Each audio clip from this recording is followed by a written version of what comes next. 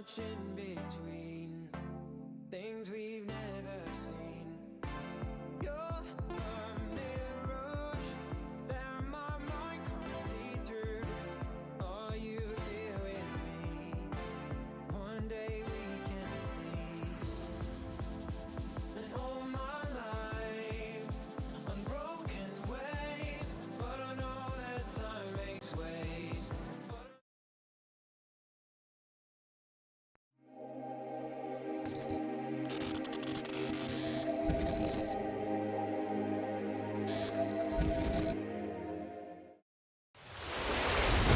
Tries to hold on to the bottom. Here comes Gisette. They make contact. They touch once, twice, 3 times. Oh, trouble! Oh, no, Rocky into the wall. Big crash front straightaway. Huge crash coming into the triangle. No, Rocky up and into the air. They're beating and banging. Burn on the bottom. Cosman up top. Cosman, I think. No. Broyer by 1/1000th of a second. Joseph, no! At the line, Thunhorse pulls the win out at the stripe. Oh, he saves it. What's going to happen here? Here comes the canvas. Get your foot there. He got it. He's got it. He's got it. The canvas is going to win.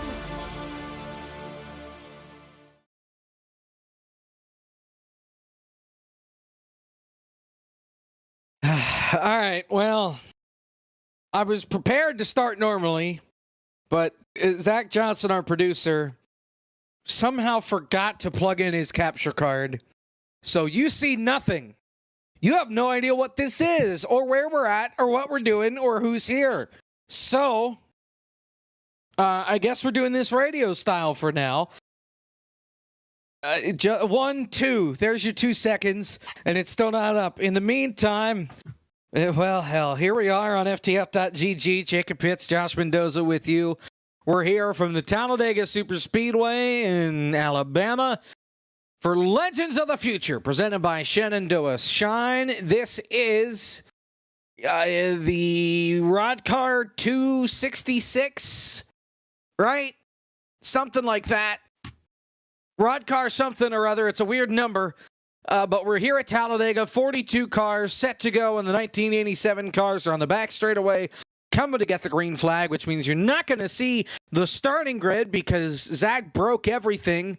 So you're just going to find out who's here once we go green. But Josh, glad to have you with us, and well, here we go. Yeah, we're gonna be going green this time, but hopefully we get the start of the race here for you guys on that TV screen you have. I just got told we're about 90% the way there. The front row is Daniel Falkenham and Tyler Gary. Everywhere else behind there, and as you can see on our screens, you have Philip McCandless right there in the 109 machine, ready to take the starting grid from the 8th position. 044 there is JD Willis. We don't have time to go through the grid, so that's 1st, 2nd, 8th, and 9th here.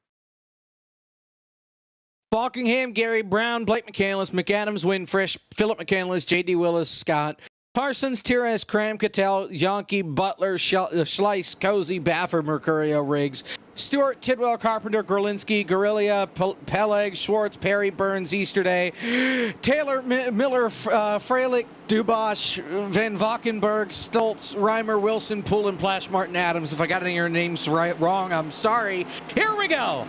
Set for the green flag from Talladega. It's a long season, and we get to find out as, well, here is the green flag. We get to find out who's the next legend of the future we're racing from Talladega. We already got one car dropping down below the yellow line. That's the 53 machine, 053 of Benjamin Easterday at the back of the pack. Everywhere else, everyone gets already filed up in order. Now, we chopped the field down immensely. There were about 60 or 70 cars that were trying to make the field here tonight. We had to do it FTF style, where basically we make 2 qualifying sessions. We have everybody qualify, and then we sort it from there. Problem is that we had some session issues when we made them tonight, so that sent us behind a little bit. Also happened here. Initially, they were supposed to have a limited tire set. They have unlimited tires for this race. Coming to complete lap 1, Daniel Falkingham is out in front. 99 to go. He leads the first lap. Little side-by-side action. First lap of Legends of the Futures Championship in the books. First of many for this season and hopefully for many seasons to come. Throughout the pack, side-by-side there for the first about 5-6 rows. Beyond that, it's single file and a little side-by-side action all the way back to the tail end of the pack. Here comes Tyler Gary roaring up on that outside line, trying to get alongside Falkingham. He's got McCandless to push. Falkingham maintains the bottom of the racetrack. David L. Brown pushing him down to that inside. That 39 Pepsi machine will stay out in front to complete lap number 2, or Willie. He's going to get hung in the middle. David Brown goes to the bottom. Tyler Gary roars by on the outside. He takes the lead. McCandless is clear for second. He dives to the bottom. He wants a shot at the front. Little 3-wide action behind them. It's not going to get them very far on that outside. I can tell you right now, you want to run low on the bottom to reserve that right front tire, or do your best to not let the tire get too hot. I think long run here, focusing on tire wear and managing your fuel is going to be important, as we see, believe that's the 16 machine, slide up but not catch the wall in the corner. 76, I apologize. Yep, Kwame Scott did a good job of keeping it away from the safer barrier. Coming to the line, who's going to lead lap number 3? Give it to Gary. McCandless still down on the bottom fighting for it, as now you can see the ticker and all the names that are here all the way through the field. Still side by side up at the front. Gary dancing around up on the high side. McCandless washes up the racetrack and almost gets into Gary. We got trouble in the background, though. One car got turned up and into the outside wall. They straighten it out. It's the quality care machine that is slowed down. That's Michael Guerrilla, I think. No.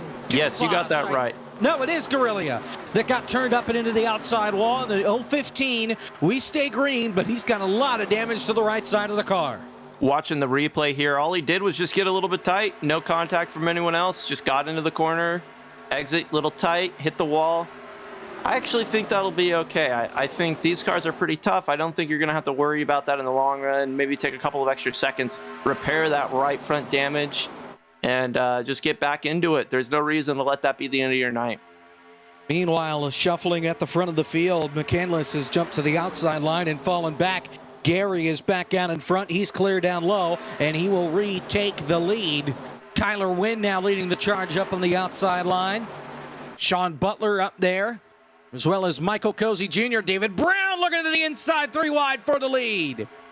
Oh, that's a little bit sketch. That part of the track can be the loosest part of the track, so you don't want to get too intense in there. Fortunately, they're able to keep it together and no big deal. It's lap 5. It is lap 5.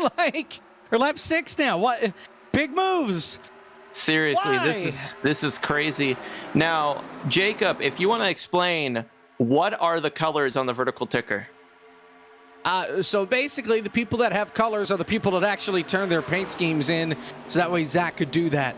Everybody else, Zach, didn't really know what the cars are going to look like, so they're just stuck red. After this week, everything will be all colorful and everything, because he'll have the paints from most of the field, because he'll have the replay from tonight's race. By the way, Michael Guerrilla, he is on pit road right now, getting the damage fixed to that 015 machine after he bounced it off the outside fence coming off turn 2. David L. Brown leads him back to turn 1.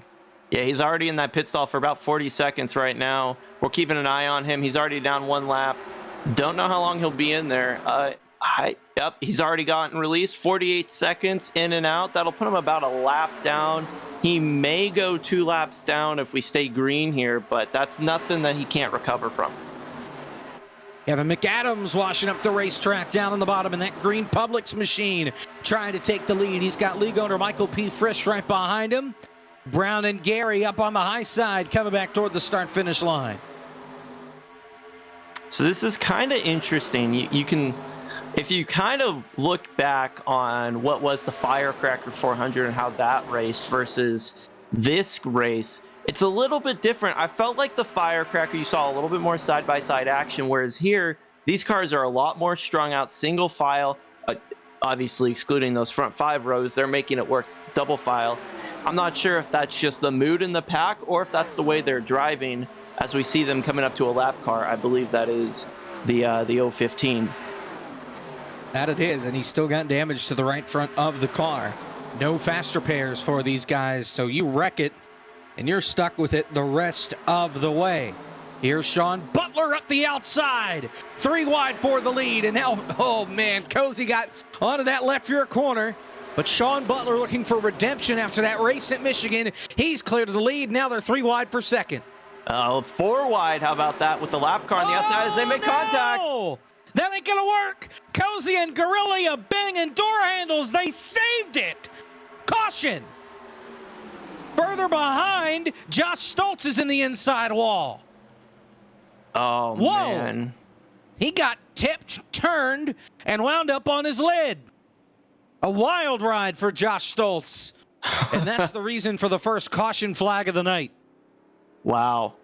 That was, we did get that caution there, but that was a massive wreck that should have been, that wasn't. With that lap car on the outside, Cozy making connection. I am shocked that wasn't a wreck. So here it is back here. They all get bunched up. Bam, bam, bam. And Josh Stoltz goes for a wild ride down the back straightaway. Only one flip. Lance back on his wheels, but going to have a little bit of damage to the car number 44. You know who's probably really mad right now? It's that 015. Oh, no. Oh. What is Ben doing? Oh, man. It's a blowover right there. So Ben just runs it out of room and stiffs it in the fence. And then nowhere for Matt Taylor to go right there in the 98. So I bet you Michael Gorilla is probably wishing that caution came out, I don't know, 30 seconds before. Because he would have been only 1 lap down. And now he's 2 laps down. And we don't have lucky dogs. So he's not going to get any special wave rounds or anything like that. He's going to be stuck behind the pace car here, and that's not going to be good for him.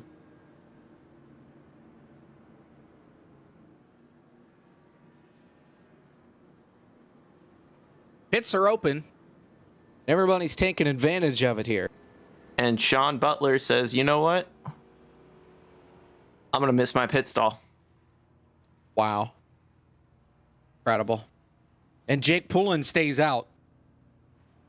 So Poulin should be a race leader. And, Sean swings and misses on his pit stop. All right, I misspoke. It looks like we do have admin lucky dogs. It's just not automatically issued by iRacing. So he'll get his lap back. Good start for him. Sir. Well, Jacob, what strategy is there here with now that you don't have to manage tire sets? Is this do you just come in every pit cycle? I would. Just because tires are so crucial here. You know, if you're on older tires, you can't make the biggest moves that you may want to. If you feel like you have a strong car and you want to stick it into a spot on the racetrack, if you're on old tires, the move may not stick. If you're on new tires, the car will stick a little bit better, especially if you're trying to move around lines, jump up to the outside or what have you. So I like the call to take tires just about any chance that you would get here. And it's something we're not going to see the rest of the year. There's going to be more strategy involved, but just for tonight, they forgot to turn that part on. So get free tires every time you come on to pit road tonight.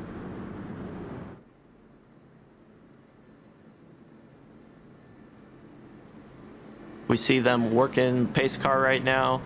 We are going to have at least 2 more pace laps here, I believe, because there is a lap down vehicle of the 015. So they may decide to shorten it here, even if they do get another lap. Theory, we should get 1 to green, but we'll see. Keep an eye out on those pace car lights. John Adams was on lead lap. He just pulled it onto pit road, as well as a couple of others toward the back of the field. Sean also pits. Jake Poulin, though, stays out. He is your race leader here at the line. And we get 1 lap to green. Lights are out. All right, there we go. I just keep calling all the calls wrong. Chandler Parsons thinks there's a choose rule, and there's not.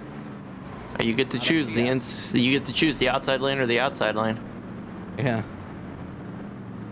The leader might get to choose, but oh wait, no, it's single file, so it doesn't matter. It is double file for lap cars. Lap cars should be lined up on the inside line. I don't know how the 0115, who is currently our only lap down car, is going to be told by iRacing to line up. He's exiting pit road right now, so if he's the lucky dog, he should theoretically get an end of line penalty here, which would put him at the end of the outside line, but we'll see how this gets lined up and ordered here. We'll see, and the officials may just tell him, all right, go get in line here anyway, but yeah, find out.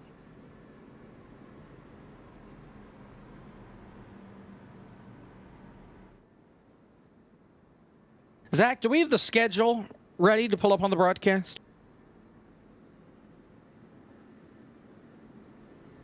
Okay, then I won't talk about the schedule yet.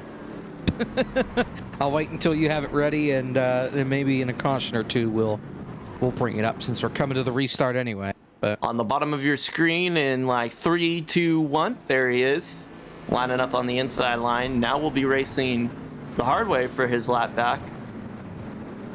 But I do believe he's the only one to lap down, so he should also be getting the lucky dog if the caution does come out.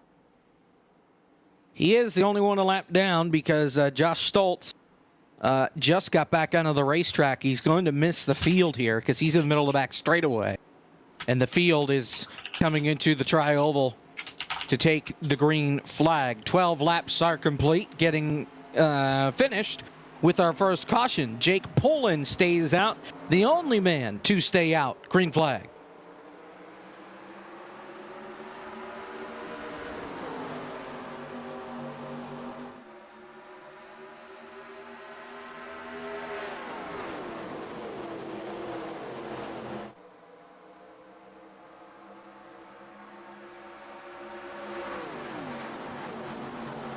Everybody pretty spread out as we come down the back straightaway and get everybody warmed up. Kyler Wynn shoving his way up through the middle.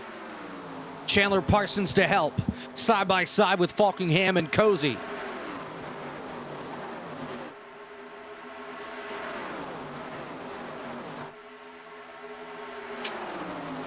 Here comes David L. Brown, and now Cozy 3 wide. Here comes Gary. He's going to look 4 wide in the tri-oval. Poulin loses every spot.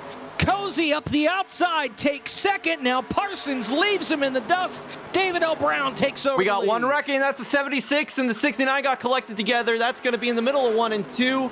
Oh, Just they're still bad, wrecking. Schleiss, Kwame Scott, and the field is piling on in. Ben Easterday is in it.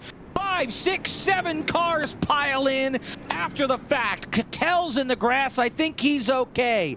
Dubosh is in it in the 30. The 14 of Chris Yonkey's involved in that. It started Matt Taylor, Adam Martin getting a piece of it, but it started toward the middle of the pack with Kwame Scott getting turned around. The big one. Yeah, you'll see it right here as they're going into the corner. It's either a bad block or a bad push here. He just thought he was clear, get caught up, and that just takes everyone. And look at everybody behind. Just come piling on in, and then everybody stomping on the brakes, and they all slide down the banking.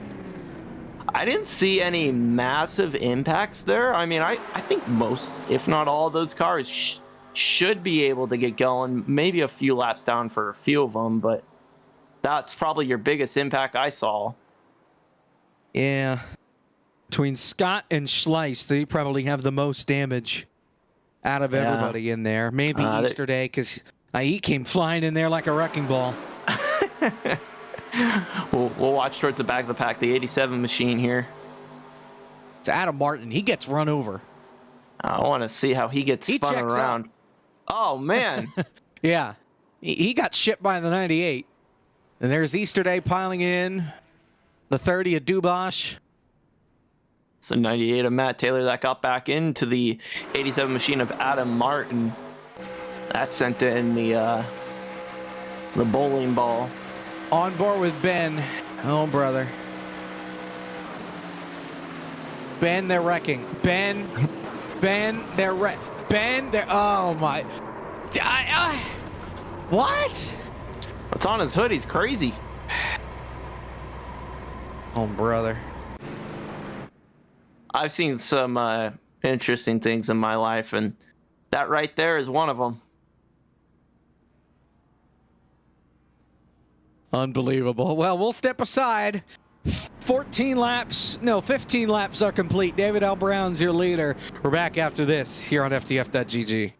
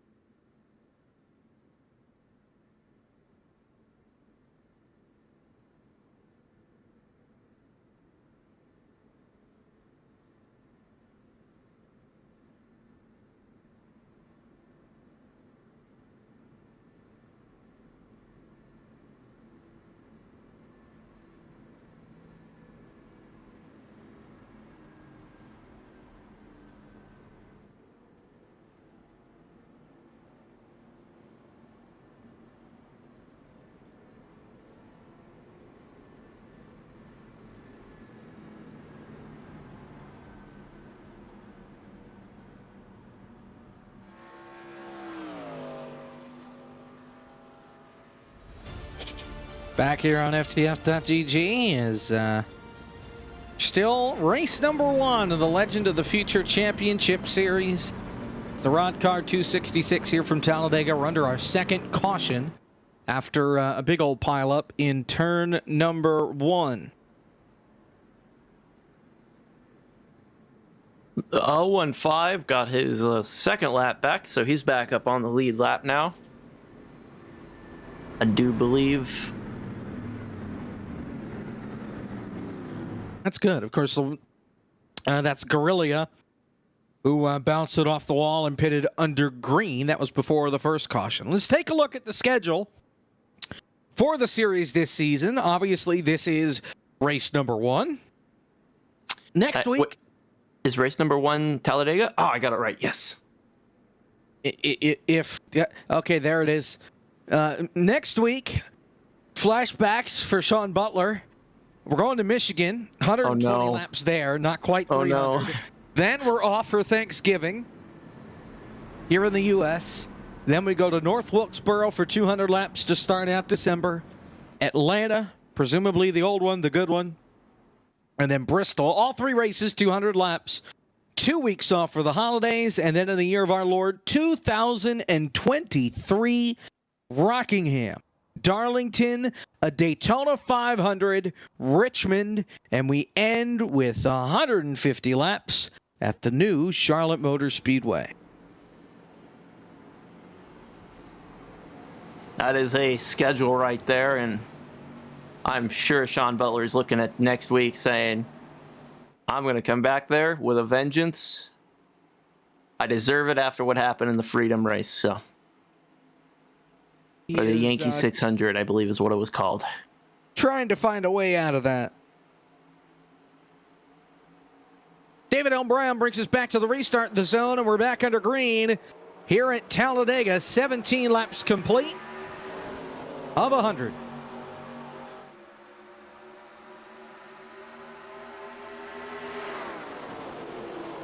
And the back of this pack was exciting to watch on this restart. It looked like just 5 o'clock traffic. Nobody knew how to get up to speed. It was pretty entertaining. As they were crossing the line, they were about 30 or 40 miles per hour slower than the guys at the front of the pack. Definitely relevant for your part of the country. Yes, it is. Buckingham to the lead. Here comes Cozy up the outside. David L. Brown relegated back to third. Kyler Wynn up there behind Cozy. Coming off turn 4. Everybody is strung on out. Yeah, that's actually a really good point, Jacob. I think the biggest key to this race is going to be in track position with good tires. I mean, you could have great track position, but if you don't have great tires, it ain't going to matter. But if you have great tires and you don't have the track position, you could be 6 seconds out of the lead by exit of turn 2 on a restart. So I think track position here is going to be the most important and longest term key to success for today's race. And I think that's, they run these things in Moon Car all the time here at Talladega. They do double file restarts, and the field is so tight together when it gets the green flag. Here, single file, everybody is spread out by the time they get to the back straightaway. So that's the benefit, if you will, to single file restarts, as everybody gets strung out because everybody's trying to slam up through the gears with the clutch and everything. But you also then have a huge difference back between first place and 30th. The gap is 4.7 seconds. A huge gap as we're 3 wide, almost 4 wide for the lead coming to turn 3. It was a little tandem drafting, it looked like. Little shades of 09, 2010 Cup Series driving.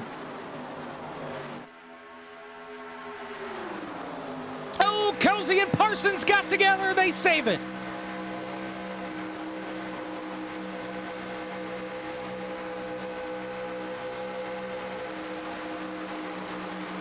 Parsons just came over the radio and said, I did not mean to do that, but I did that. I love Parsons. Great analysis there from the 72, going for the lead. Down on the inside, and Cozy gets put in the wall by Kyler Wynn.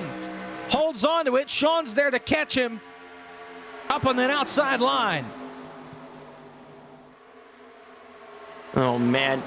I feel like that outside line could start to form up, but usually within a lap or two, it's just completely dissolved into nothing. I don't know what they need to make that work. Oh, 3 wide. Oh, man. He did it again. He washed up the hill again, and this time got to David L. Brown.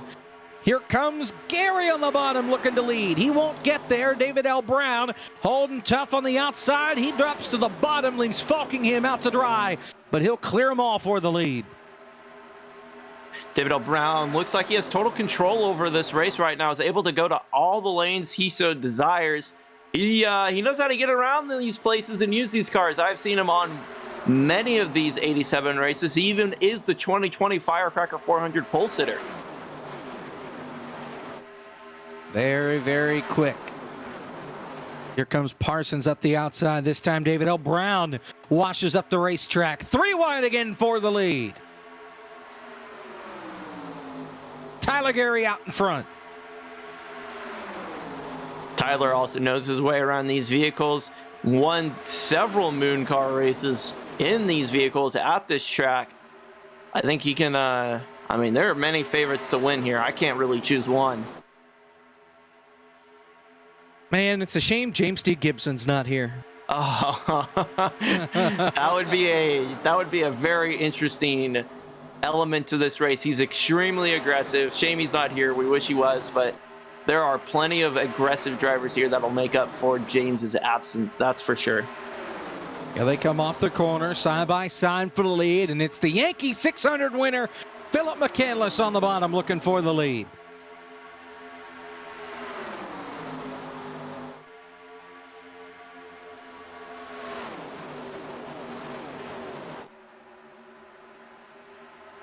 His pack has tightened up since the restart.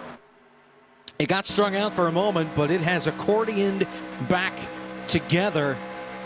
The gap back to 30th place now is just 2 seconds. It was 4 seconds a few laps ago as Sean fakes to the inside, trying to make a move and then bails out of it. David O'Brown up the hill. He was second on the outside line. He'll fall way back. It's a little bit of 3 wide, 2 wide action here and there. Now back to 2 wide for looks like 6th or 7th. And we're on board right now. Believe Cozy, yeah, the Cozy on board right now. I'm shocked that right side is still looking new with all the bumps and bangs it's had on there. Yeah, he's been in the thick of it right now, and he's going to try and push this 32 to the inside. Here comes Sean Butler. 3 wide for second, looking for the lead, and he's boxed in behind the guy that won the Yankee 600. As Kyler Wynn tries to fit in line, chops the nose there at Tom Miller. Miller's nice enough to let him in. Oh, man. We're getting to a point of the race right now where these guys have more laps on their tires than they've ever had prior. So this is the longest green flag run we've had. Look at about, I don't know, 10 laps, 9 laps or so. So these guys are about to go into uncharted territory with their tires and how the balance of the car is going to act. Sean! Turned around off the bumper of Cozy. Inside wall. Down the inside wall. Oh, that might be terminal. That was a hard hit on the nose of the vehicle. And the sorry Sean counter goes up to 1. Hard hit to the inside wall. Actually, I don't think did as much damage as we think. But Sean now way off the pace. The front end of that Ford beaten up as the field back at the start-finish line heading back to turn number 1. Didn't really shuffle them around much at all. Tyler Gary still the man with the plan up out front. That was a wreck that could have been bigger but wasn't. We stay green here, and the only thing I felt like that did was really kind of eased up that front part of the you know what, I say that and we're 3 wide here for the lead. Yeah, here comes Kyler Wynn up the middle. Got Tom Miller down on the bottom.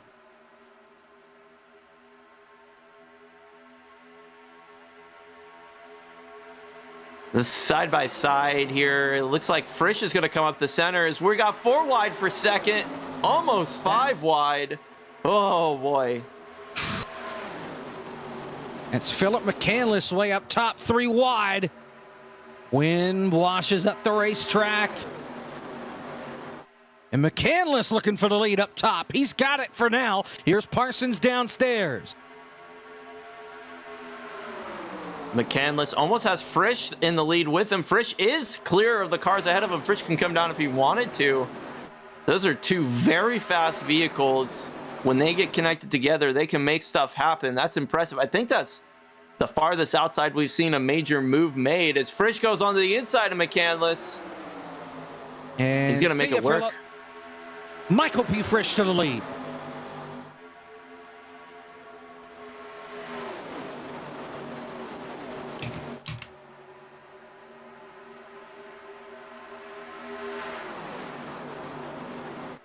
Oh, Parsons, man, oh man, did he get loose. Some close battling here. We'll have a car on the inside who's blown up. That's the 87 machine. That'll be the end of his day. He's not blown up. He flat out wrecked. He just got loose in turn 1 and clobbered the outside wall. Brandon Cattell came over the radio and just reminded everybody not to self-spin, and boom, that's right there. Oh, do you get bumped? That might have been a bump from behind. That's Guerrilla. That Unless it was early. that looks. I mean, that just tells you how on edge these vehicles are. Even with a slight bump or no bump at all, that car can get real loose, send you that outside wall, and that's the end of your day. If you're not careful, you got to try to avoid overcorrecting. It's just better to let it spin out onto the inside, as we saw Sean do. Here comes Fresh back to the front.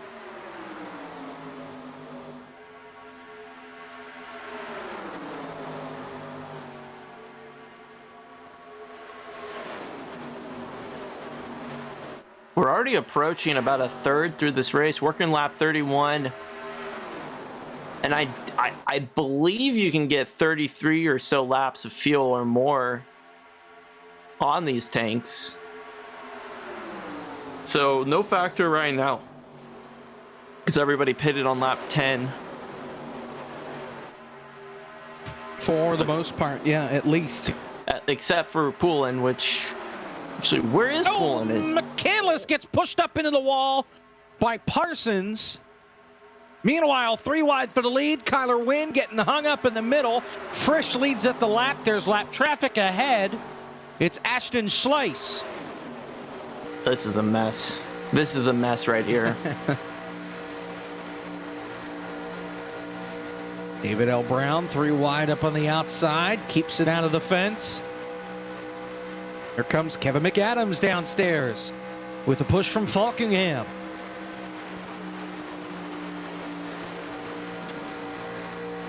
Little side-by-side action through turns 3 and 4. Reminder, these guys are going 215 miles per hour into the corner there. It's not your regular Cup Series car of 200 or 202. They're carrying some serious speed, and there typically is a little bit of off-throttle time in the corner. At least not throttle all the way to the floor in the corners. At least it doesn't have 30-mile-an-hour winds. Yeah. Like Moon Car has as of late, getting down in the corners. We did the same thing for the LCQC. It always makes for an interesting time. Loose. See a little lap car ahead of us here. Not quite sure where he's going to go. It looks like he's sliding up to the top to allow the field to go through the bottom. Some heads-up driving there by the lapper. And here comes Kevin to the outside for the lead. He's got the help from Kyler Wynn, and Kevin McAdams goes to the front.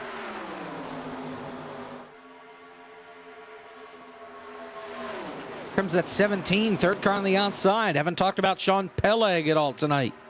He's entered the picture in that 17 car. It's a good run for him, making his way on the outside.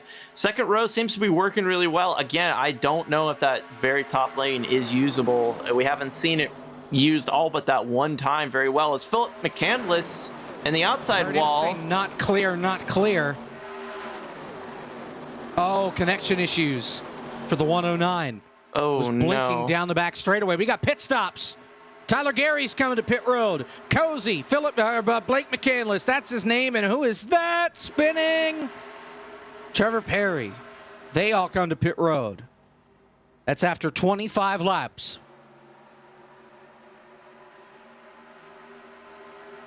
And no black flags. That's impressive. Philip, on the other hand, with that contact to the outside wall, has either a flat right front tire or a broken piece of suspension equipment in that right front. He's got a meatball, needs to come and serve it. Michael Cozy Jr. has a black flag, will need to serve that at some point or another.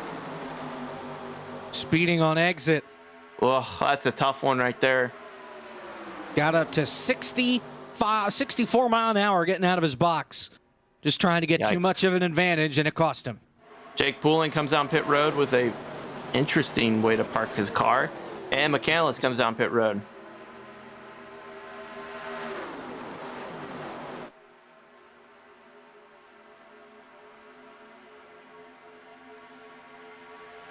Kyler Wynn out in front here at Talladega. Chandler Parsons down on the inside, trying to take the lead away.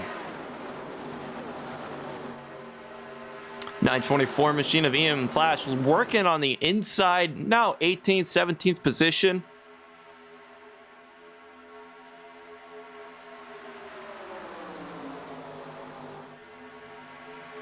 Just kind of riding it down. Now. I'm being yelled at to talk about Ian Plash, so 17th, sure, we'll talk 18th. about Ian Plash. He's got 8th. Find him. Yeah, there he is. Back in the 924. He's in 17th right now in that paint scheme of a race car. Working his way up a ton of positions, already up to 18th, started in the 41st position, so good little running for him. He's gonna just try and avoid getting involved in any wrecks right now. It's a bright red and blue and white machine right there. Goes he back on pit road to serve his black flag. 4 wide in the tri-oval. Trying to get around Schleiss, the lap car. They made it work. Oh, there's still 4 wide. There goes Tom Miller. He cannot save it. David L. Brown turned hard into the wall. Oh, man, David L. Brown's going to come back in front of the field. Oh, and everyone avoids him. Wow. There's contact. Bradley Wilson in the thick of that as well. Right where that all tipped off. Ben Baffert has gone around on the back straightaway. He was trying to save the race car and could not quite do it. 4 wide going into turn number 1. David L. Brown trying to fit into a hole that did not exist. And boy, he paid the ultimate price for it. Almost wound up upside down. We got a replay here. Tyler Dubois has parked the car and done for the night. You'll see right here, 4 wide, just cramming it down on the bottom. Makes the contact with Miller. Miller hits the 51 there of Bradley Wilson. Wilson comes back down, collects the 83 of David L. Brown.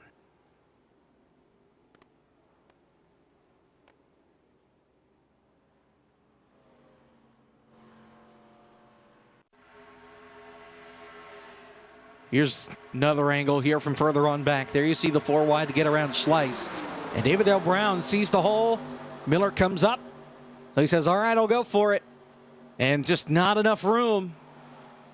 Paul Freilich does a great job avoiding this. Almost coming down and getting Kevin. There you see Ian Plash down on the apron. He makes it through. As that 183 comes back down the racetrack. Man, that David L. Brown coming right back in front of the field, I thought for sure was going to wipe somebody out. Glad it didn't, but got me nervous. See right here.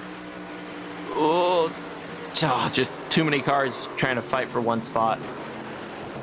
Baffert got tipped around there.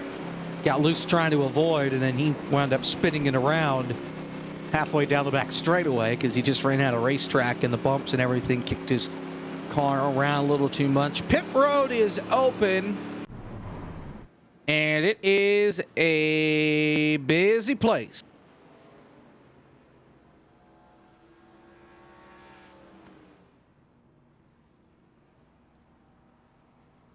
Art Reimer stays out. He's your race leader. Interesting that McCandless and Tyler Gary pit after they just stopped. Brandon Cattell wins the race off pit road with a 2-tire stop. Everybody else taking 4. I think the strategy there is to top up on some fuel, get back on the same strategy as everybody else. Now that you're not trying to save gas or anything of that nature, you know you're going to have to do at least one more stop. You don't want to be too off sequence, otherwise you're going to be a lonesome self coming down pit road, and Talladega is not a track that you want to be by yourself coming down pit road. Well, Art Reimer is going to be pitting by himself here after they come back around. So Cattell's going to come around and be your race leader. Then Chandler Parsons, John Gorlinski, Daniel Falkingham, Kyler Wynn going to be your top 5. After the 49 comes onto pit road, we are this time by 10 laps away from halfway here from Talladega.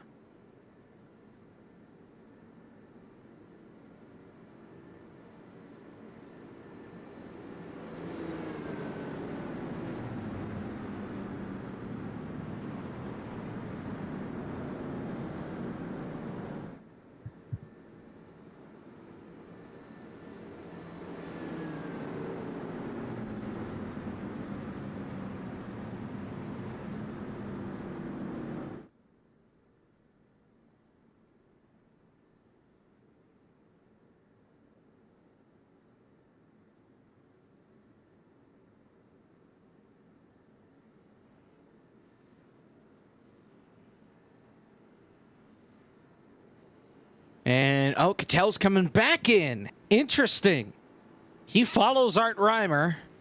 So the 2-tire call goes for nothing. I guess maybe he thought that there were going to be some others that would take 2. A couple of others come onto pit road. Santi Tires, Yankee, Corey Carpenter. So Chandler Parsons is going to take the lead. And as we are now officially 10 laps away from halfway. And lights are out on the pace car, so we'll get the green next time by.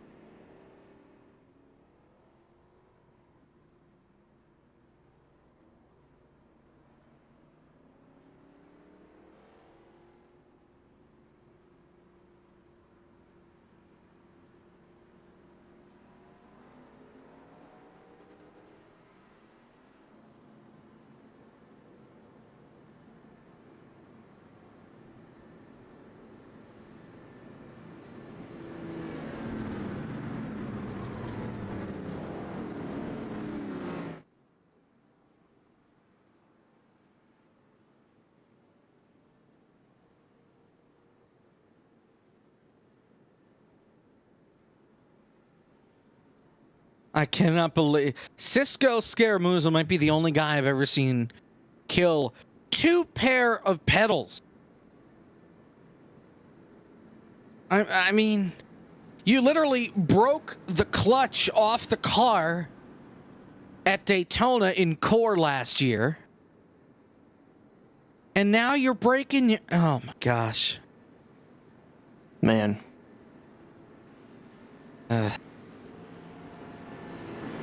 Incredible.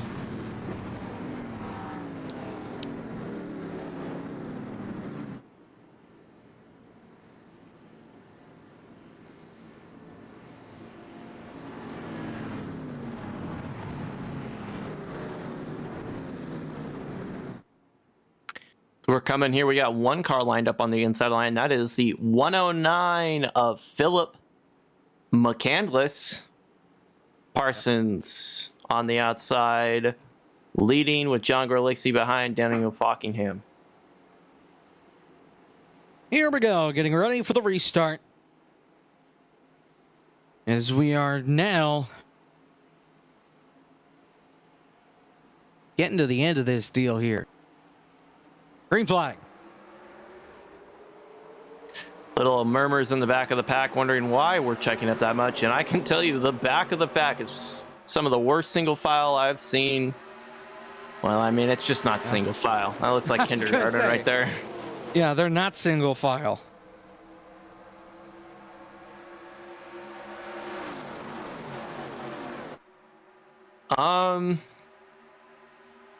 We missed it on the restart there, but John Gorlitsky missed a shift out of second place, almost wrecked it, went onto the inside line and through the grass, kept it together, no major damage, got the car rolling. Whoa! Spencer Burns! Spencer Burns saves it down on the bottom. Oh my! Wide coming out of turn 4. This has been a restart of just mistakes, and I don't know. This is not the greatest restart we've seen, yet somehow we've managed to keep it green this long. Where did Brian Mercurio come from? He's your race leader. Balkingham around the outside, looking for the lead. Mercurio just trying to get in line. He gets hung in the middle. Falkingham drops down to block the 44. They go 3 wide into turn number 3. Falkingham backs out of it. That's J.D. Willis going beneath the yellow line.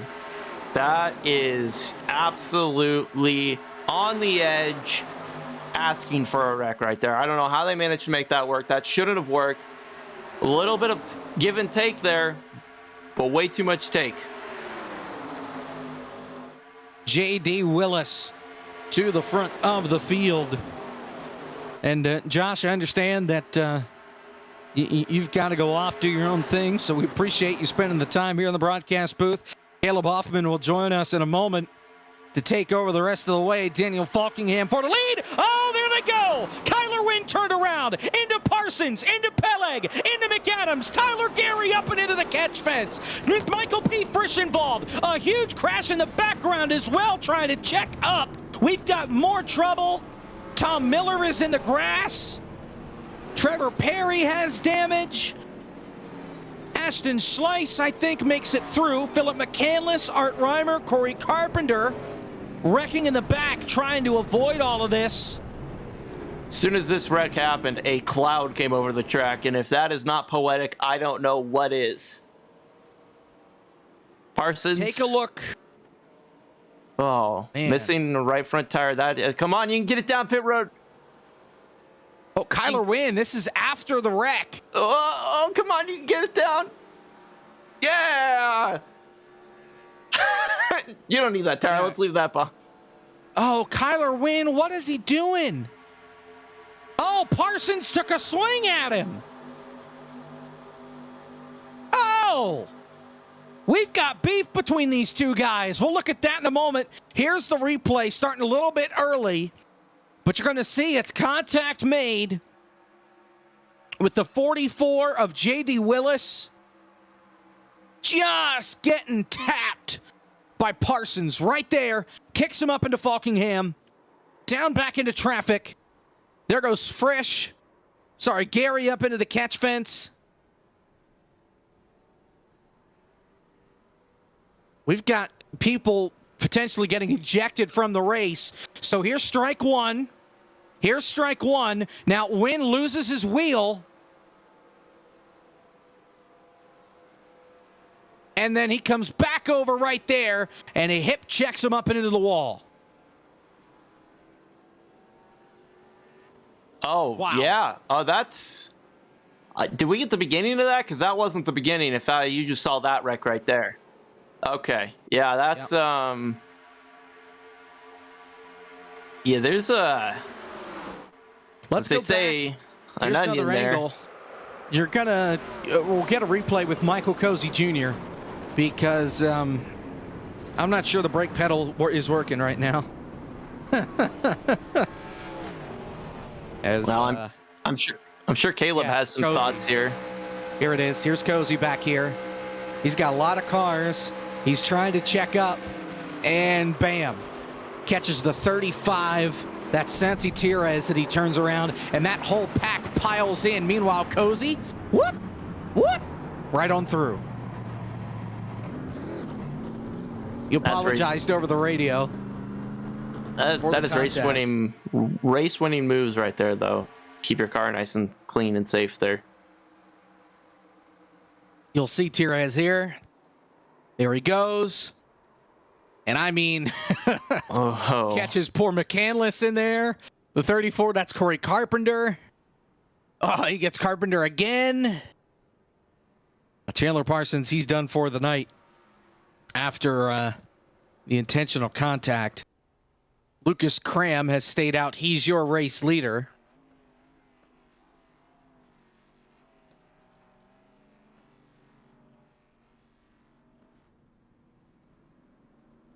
Caleb Hoffman, how we doing? What a note to join in on there. huge wreck. That was pretty crazy. Yeah, But yeah, that we're was. doing good. Just getting settled back in to go back green here. We'll get a restart. Just over 50 laps to go. Now Lucas Cram comes onto pit road, and Daniel Falkingham will retake the lead after everybody else pitted under the last lap. And these 87s are just so much fun at these plate tracks. I mean, everybody's gotten so refined with them. To see them be able to pack race and stuff. Just a few years ago, it felt like that was impossible, and here we are doing it.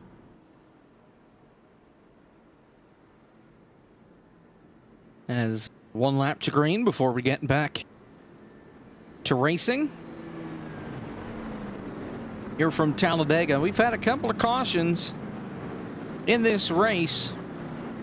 A lot of them have been some big uns. Falkingham, your leader. Josh Stoltz in second. Blake McCandless third. J.D. Willis fourth. Sean Butler fifth. Kevin McAdams sixth. Seventh is Cole Freilich. Ben Baffert eighth. Brian Mercurio ninth. 10th is Jackson von Valkenburg. And we are extending the caution. Pourquoi? Well, that's what we're here to see after all. down the. I guess people trying to pit again. Yeah, we'll figure it All out right. here in a minute. Let's, since we're going to extend, we'll step aside and go to a break here from Talladega. We're back with the restart. 46 laps complete. Falkingham, your leader.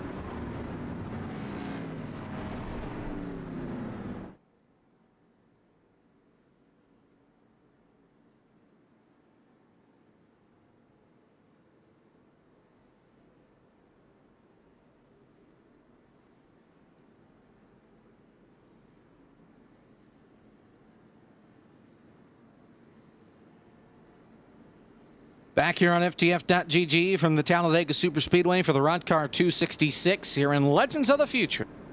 The new series, 1987 cars, long races. Tonight's the season opener. Daniel Falkingham is your leader right now as we are 2 laps away from halfway. You got 2 lap cars down on the bottom. One is Philip McCandless. The other one is Adam Martin in the 87. As we get ready for the restart, we are almost at halfway. And as we get to the restart here and get ready to rock and roll, since he's been a popular figure in the chat as of late, we'll hop on board for a moment with Ian Plash. Back here in the middle of the pack, he's restarting in the 12th position. We'll let the engines do the talking as we get set to go for the green flag.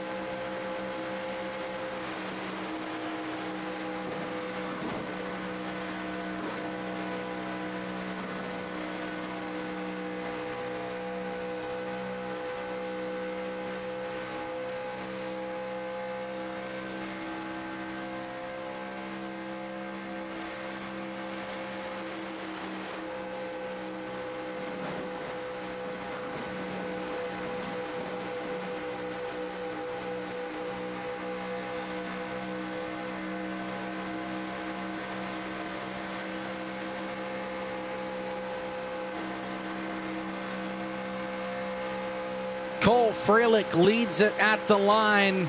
Here comes Falkingham right back to the bottom. A lot of shuffling going on at the front of the field. It's great ride on board there with Ian Plash. He's now up inside the top 10, running 8th. He's down there on the inside of the racetrack. So much fun to listen to these things full song. You see still side by side as we get down the backstretch here. Not much fanning out, a little just kind of riding around in these two lines at the moment. Cars are such a handful though. Gotta love the 87s. Oh man, contact for the lead. They are 4 wide. Freilich gets pushed out of the way. Falkingham leads that lap. Here comes Ben Bafford on the bottom. He takes the point.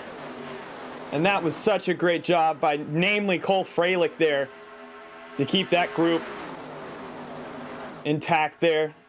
Oh, one car in the wall back there. Yep, that's Nate Stewart. Still green. Get the pointed in the right direction. Big push right now. Falkingham still on the outside trying to hold on.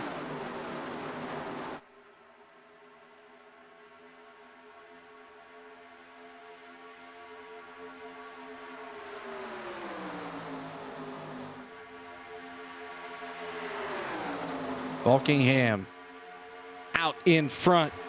Butler trying to clear with him, but he can't quite do it. Yeah, Falkingham opting to go with Bafford there on the inside. Just kind of going up and down, switching between lanes right now. So hard to do at Talladega, just figuring out where this momentum is coming from, because you see now Bafford coming on the inside line. Falkingham narrowly tries to make a block there. Doesn't successfully. Using that moon car experience to get to the bottom, picking up the runs. And now he jumps back up to the outside to pick up Sean. Here comes Bafford, though, on the inside, looking for the lead. He's there. Falkingham leads the lap, but Kevin and Bafford work together on the bottom, looking for the top spot. Still just a question of that momentum. You see, I mean, Bafford and Kevin right now working so well on the inside. I think that was... Oh, we got one spinning in the back. Caution. Multiple cars involved. Trevor Perry into the inside wall. Art Reimer in this. Lane Tidwell in this. And it was contact between just Tidwell and Perry. Whoa. What in the world? Cozy got a piece of it. And I'm not sure how this one happened, I'll be honest. We'll get a replay here in a second to dissect that. Is that? No. No. No. Don't tell me that's net code. No. That would be... There's no way. He had to experimentally 2 lanes up. break something in the car. He's 2 lanes up. He's thinking that car down there on the bottom, it's Corellia. What? That's egregious. That is... Ugh. I need a Jacob Hitz, oh brother, from that. That was... Cisco! Yeah. I know you're here. We're just going to say what happened? Snapped around on him there. Yeah. Because he's got the next gen tires on it. And it go boom. We put the independent rear suspension in it. Yeah, I don't know about that one. Wow. Wow. All right, well, that's McCandless flying by, getting back on the lead lap. It's not perfect. We're past halfway. We ignored that, and pit road is open, and everybody coming onto pit road right now. I got to take notes here for Cisco. 1 second. Let me find... okay, so that involved... Who the hell did it involve? Trevor Perry.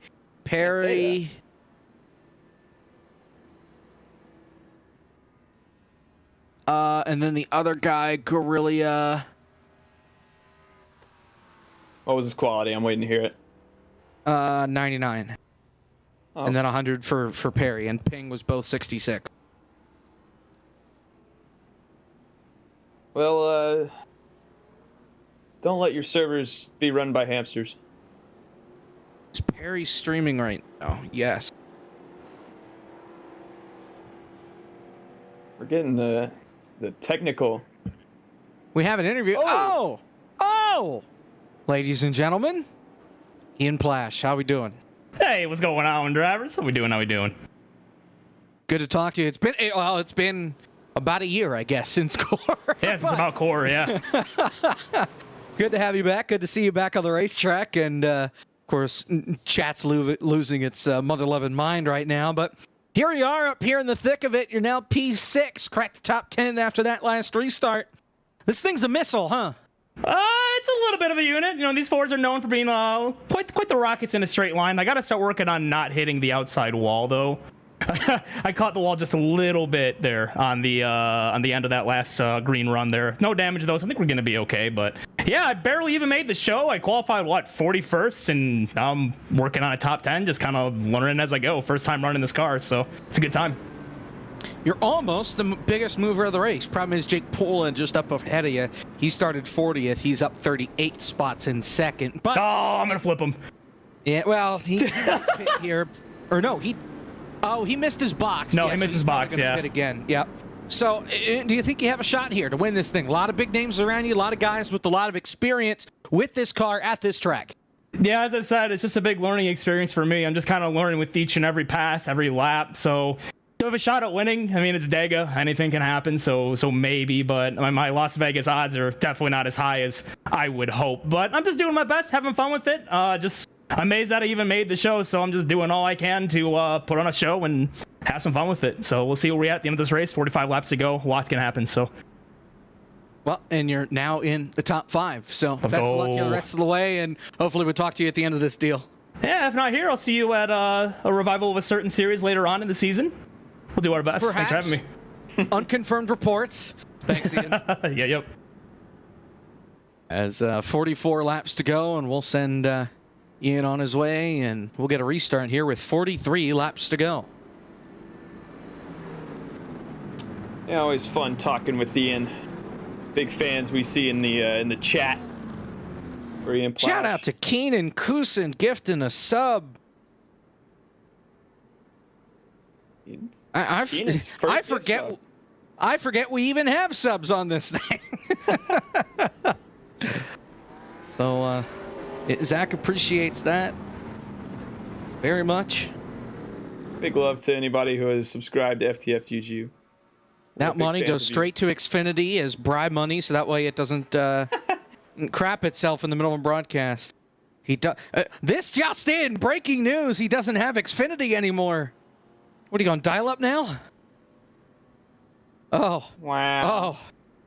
Uh-huh. All right. Verizon.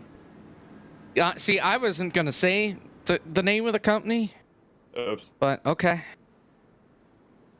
Okay. We dropped Xfinity, so I mean, what are we doing?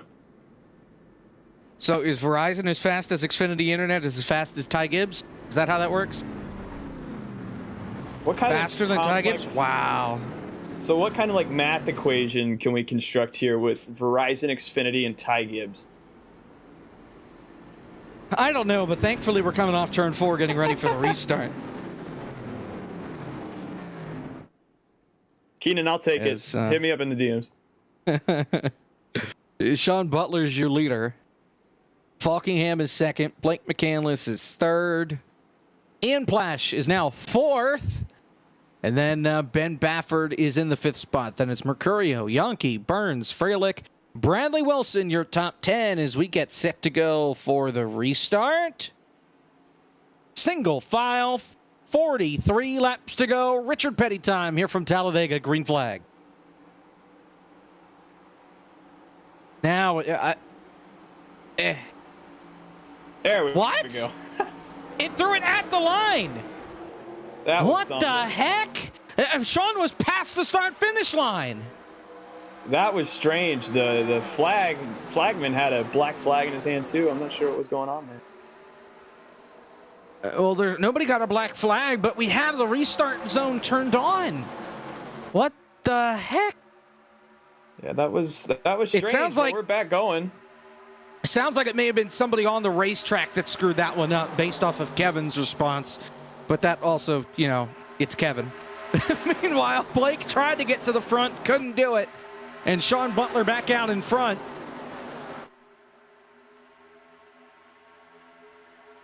We'll see him start to fan out, thinking about 3 wide for the lead. Gonna opt against it. Sean Butler with the lead here, but don't look. Right here on the inside, it's Ian Plash. Trying to make that inside line get to the front. The outside has been the strongest when they have the advantage in taking the lead. Sean drops down to the bottom. Here comes Falkingham up on the high side. And we think it may have been that these guys just passed the pace car coming to the restart. Whoa, what a block. Baffert down to the apron. That was an insane move there from Baffert. Falkingham now to his outside, coming out of turn 4. Sean falls in line. 2 by 2 now. Just so much moving around inside this pack. It's so much more than you're used to. Falkingham back out in front. He drops down to the bottom of the racetrack. Sean up on the outside, and now the 924 of Ian Plash is up there on that high side. Spencer Burns third down on the bottom. Here comes Falkingham back up to the top side. And this outside lane's going here. Sean Butler to the back of Daniel Falkingham. Gives him a big push. It's going to allow him to clear Baffert.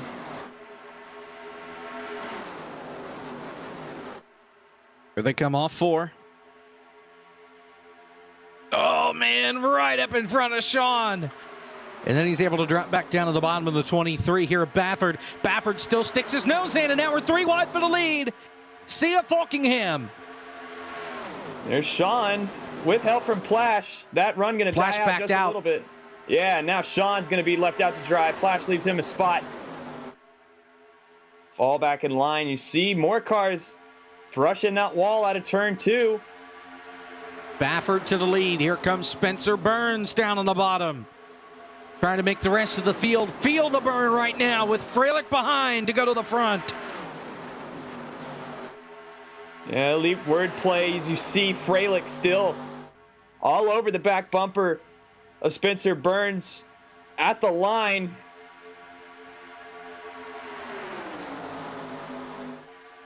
Baffert got him. He did, and he's cleared down low. Whoa, Burns got a little yiggly down there on the bottom. Keeps it straight, but that kills the momentum on the inside line. Oh, Plash got the wall. And he'll lose spots. Yeah, he mentioned that in his interview there. And that's a result of these 87s, you know. Most of the time, you're just not used to the amount of power you're carrying out of the exit there. Here comes Sean Butler for the lead down on the inside. Burns all over the back bumper, gives him a shove through the tri-oval. And Sean Butler's back out in front of this thing with 38 laps to go. Is that Brian Mercurio up on the outside? He's going to poke his nose. Not going to be anywhere to operate, though. He's going to have to find a spot in line quick if he wants to stay up here with this main pack. Tight 3 wide there with Freilich and Burns. Here's Butler on the bottom. Trying to get this lead from Falkingham. If Burns can push him out in front. Just can't clear.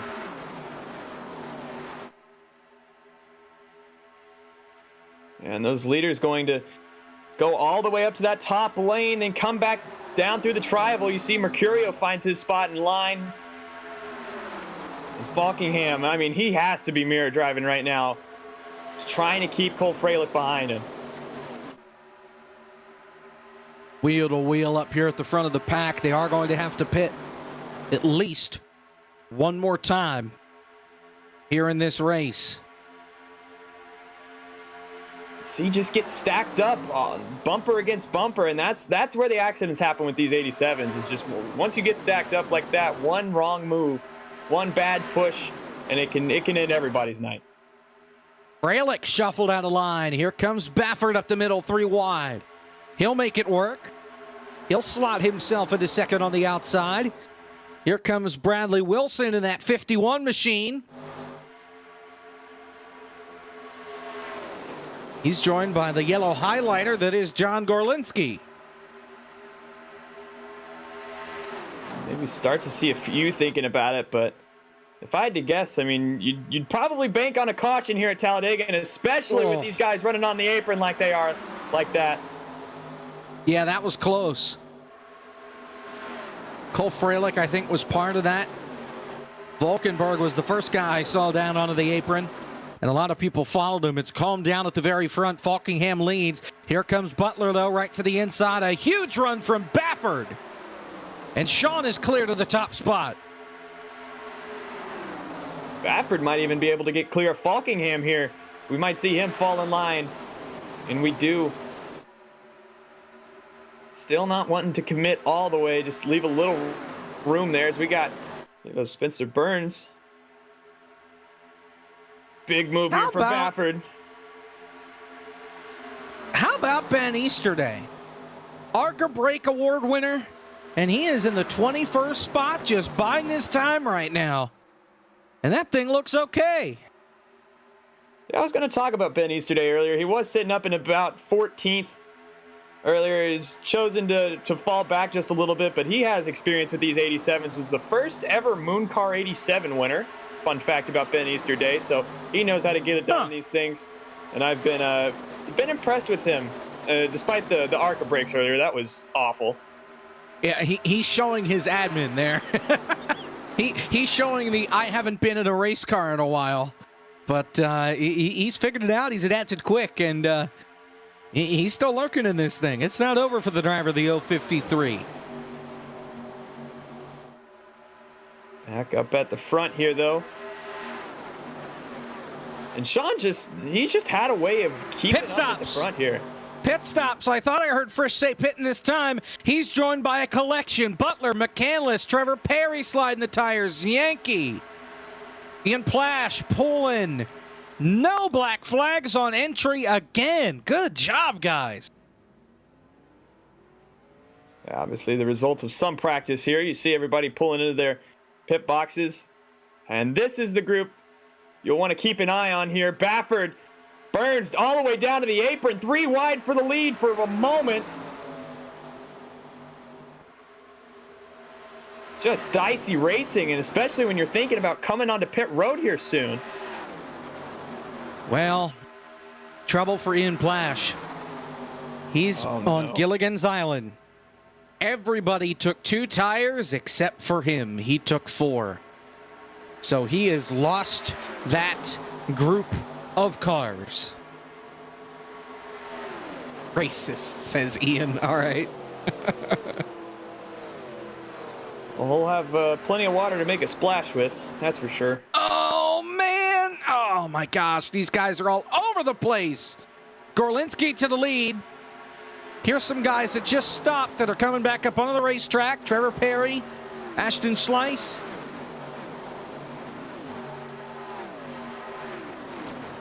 Oh, trouble the leaders. Gorlinski's turned into the wall. Falkingham's in it. Caution flag is out. And Ian Plash did get lapped after all of that. He's going to get his lap back, I think. But it's contact for the lead as Falkingham came down the racetrack. The 28 dancing around after maybe a slight bit of contact from Baffert. They met in the middle, and the 2 leaders hard up and into the outside wall. And that right there is exactly why I would not have come down the pit road at that time. I mean, I know you're risking a lot there, but I mean, it's Talladega. If there's a place to bank on a wreck happening, it's here. And you see it. Baffert just one bad bump and then just a little contact with Falkingham. Gorlinski is around and just straight into the middle of this pack. I mean, well, pitting here is pitting under that before the caution was the best decision. You only have a lap older tires.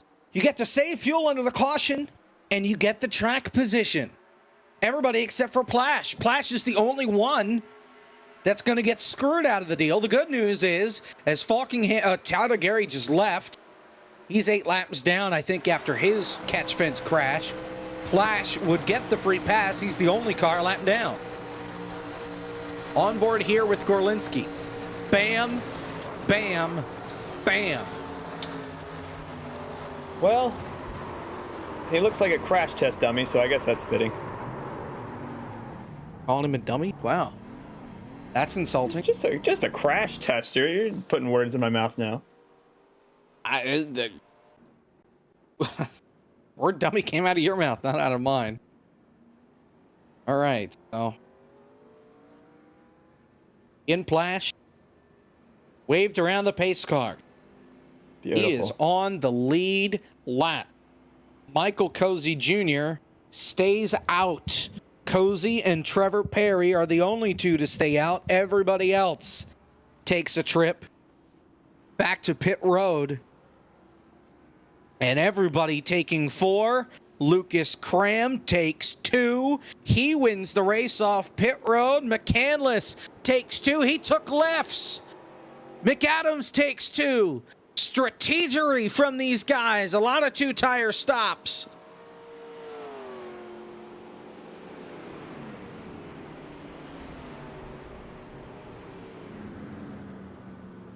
Yeah, that decision to take 2 there, that's, I know track position's really important, but I mean, 30 laps to go at Talladega.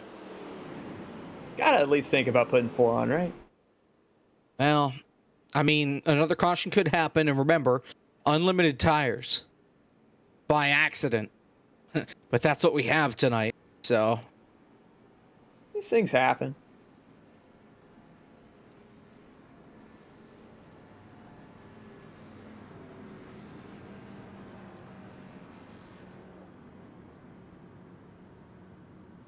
So we have 30 laps to go.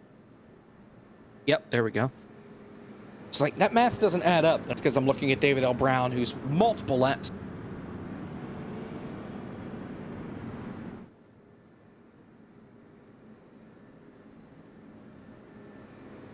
This is also true, pointed out in chat. Some of the guys that took 2 now also took 2 under green, i.e. Blake McCandless.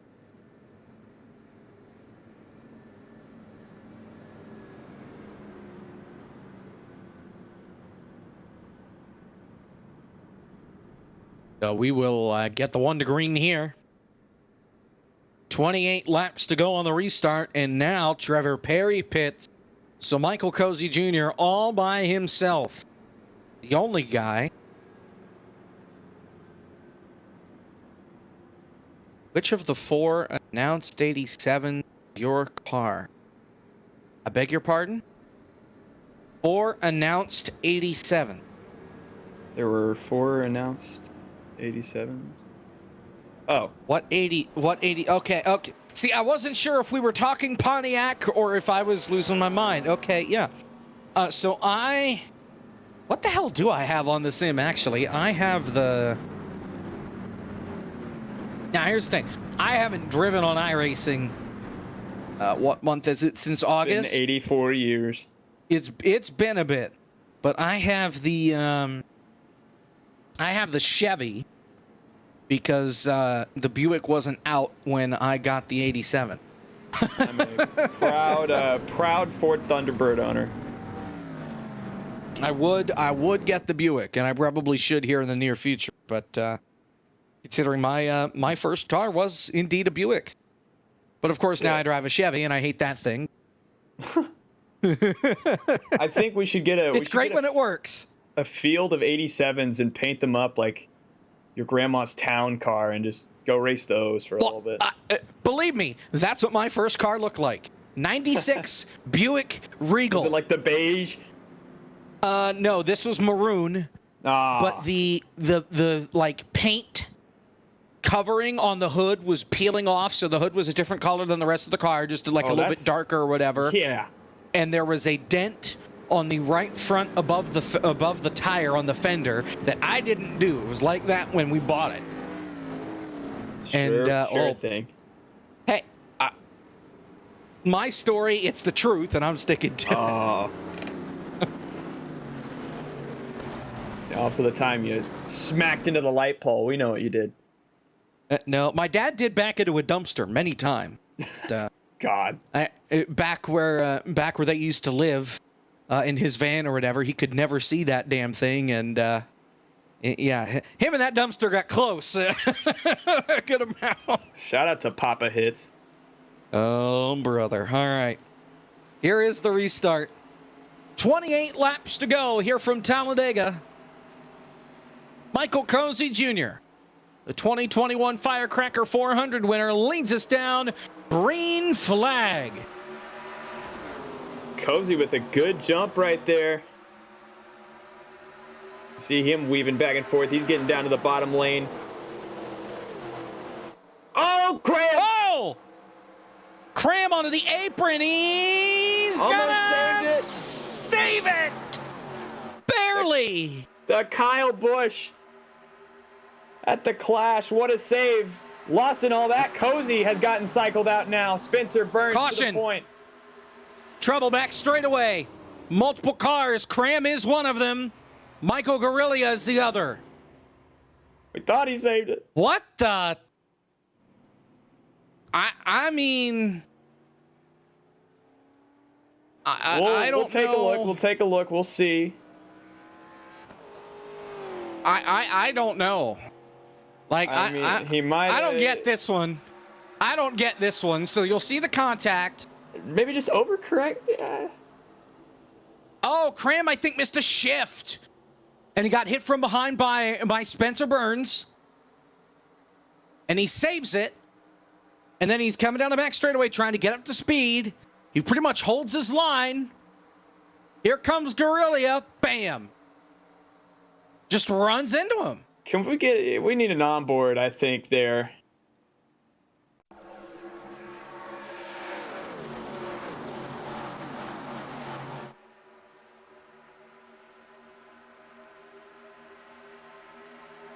Oh. Oh, no. Guerrilla's antivirus expired and it popped up on his screen coming down the back straightaway. That's why he got into him, because he was occupied. Have you ever? What in the world? Yeah, that's incredible. a first. I mean, you see it right here. Yeah, the onboard just trying to hold the line and just unfortunately, I mean, I think the solution there is to not click on suspicious internet links, but.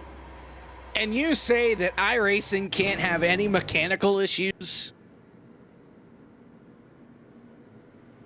Oh my. Good gracious.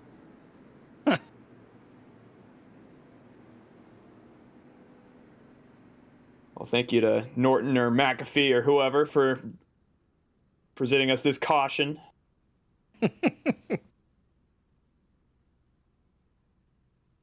We'll step aside and go to a break here. 25 to go. Next time by. Oh my. We're under caution here from Talladega.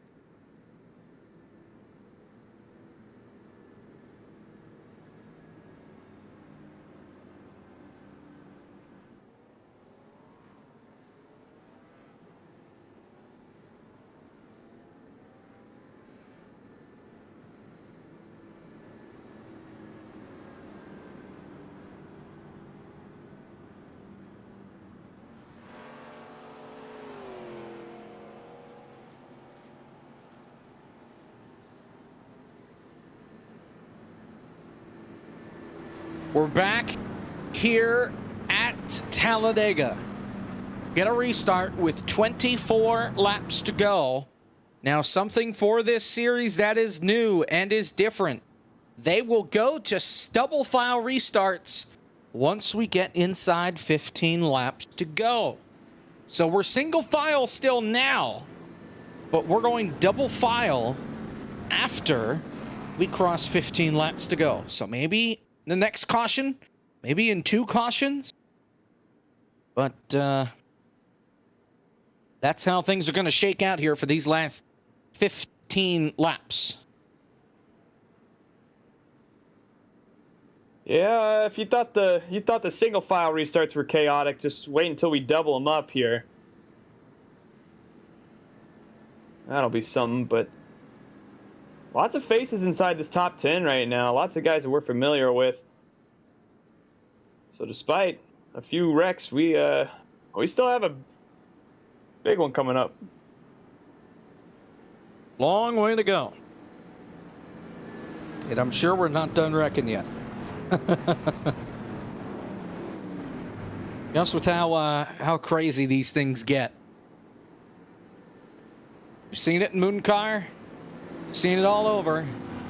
And you're about to see it here on FTF.gg. We'd like to thank everybody that's tuning in for tonight, watching the broadcast.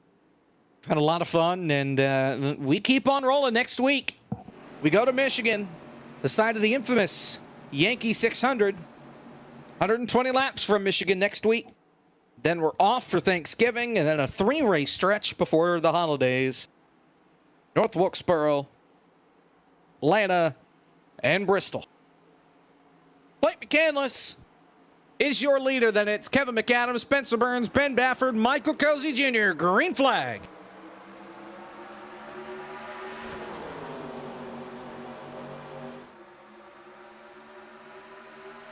Bafford really leading that charge there. Burns going to drop down in front of him on the inside. Those top 2 are gradually going to come down in front of this line, but Bafford really aggressive. Oh, there goes Bafford around! Pushed around by Freilich onto the apron. We stay green. Can he keep it down there? Oh, a few of those. Yes, we're still green. Everybody avoided him. Great job by everybody avoiding him here. Cozy now the leader. Yeah, Mercurio and Cozy glued to the back of each other. McCandless in on it as well. Still don't even count out. That's McAdams and Nate Stewart on the high side now. Running out of laps, 23 laps to go. Here from Talladega. Cozy out in front. Let's see how well he can work the draft. If he even thinks about going up to the outside to block Kevin. No, he stays right down to the bottom. Mercurio with a big run. Giving him the push down the back.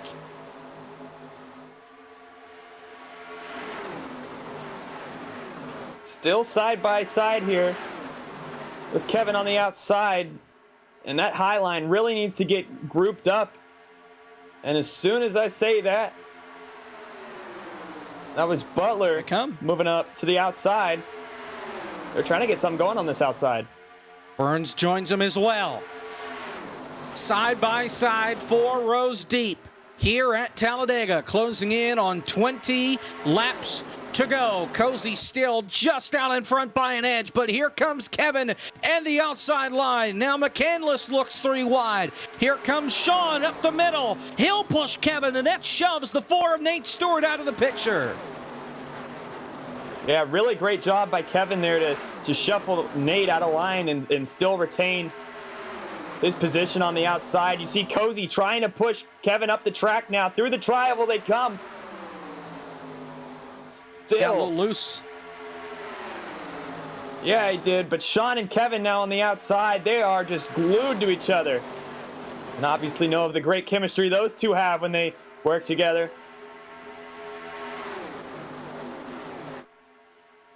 Down the back straightaway. Oh.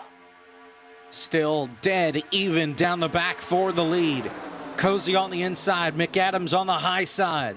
Mercurio and Butler second in line. And you got Burns and Blake McCandless side by side. Coming to 20 laps to go. And again, Cozy gets a little loose on the bottom, coming off 4. That could open up the door for that 26. Still just these anxiety-inducing wiggles all over the place from these race cars. McAdams and Sean still holding strong on the outside. Oh, man, really loose out of Cozy there coming off turn 2. But a huge shove from Mercurio. That inside line checks up a little bit, but they keep it rolling.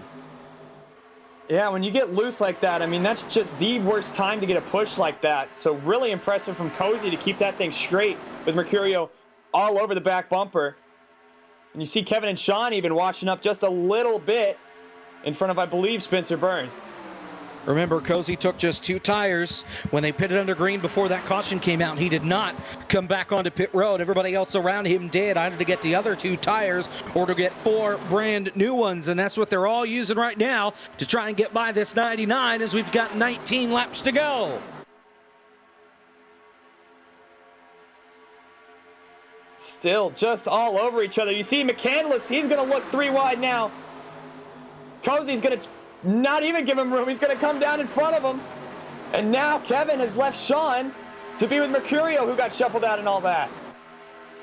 Mercurio now comes up to Kevin. Cozy washes up the racetrack. Lap car ahead, it's Falkingham. He stays up by the wall. He's out of the way, out of the picture, out of harm's way for the leaders. McCandless peeks to the inside. Cozy shuts the door headed to turn 1. McCandless did such a great job out of turn 2 to get underneath Mercurio and force himself into that spot. Can he do the same to Cozy now is the question. I think right now just content to stay to the back bumper. But, I mean, we'll see here in the next few laps. I mean, McCandless just on a mission right now with Frisch right behind him. He's got a good supporting cast right now. A lot of Moon Car regulars here at the front of the field here from Talladega.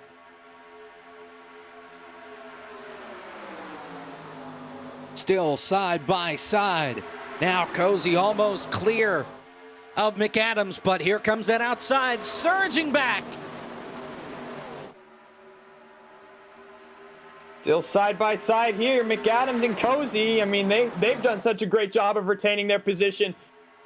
Oh, you see in the back too, peeking 3 wide. And now Frisch going to go with not Falkingham, Freilich, excuse me. Sorted out. J.D. Willis gets shuffled out of the way in that 44. But still no change up at the front. McAdams washed up really high there. Through the trial. It's almost clear. And I think as soon as you get clear, you got to take that inside. Just not quite enough. Almost.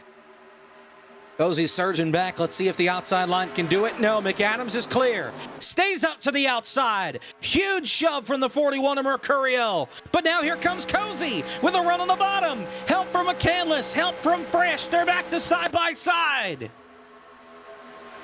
And I don't know about that one from McAdams. I think he was trying to let Mercurio provide some cushion back to Cozy, but didn't quite end up working. And now McAdams going to wash up again, and he's going to just forfeit all that track position now. Mercurio. Oh, Yankee saves it. No, he doesn't. He gets turned by Nate Stewart. Around in the middle of the tri-oval, back up into the field.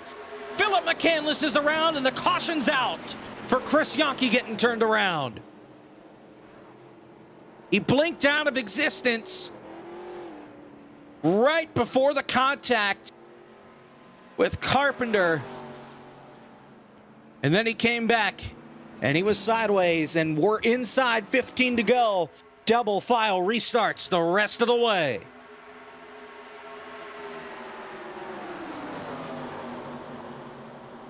And if those last few laps were any precursor of what we're going to see, then we're in for a treat here.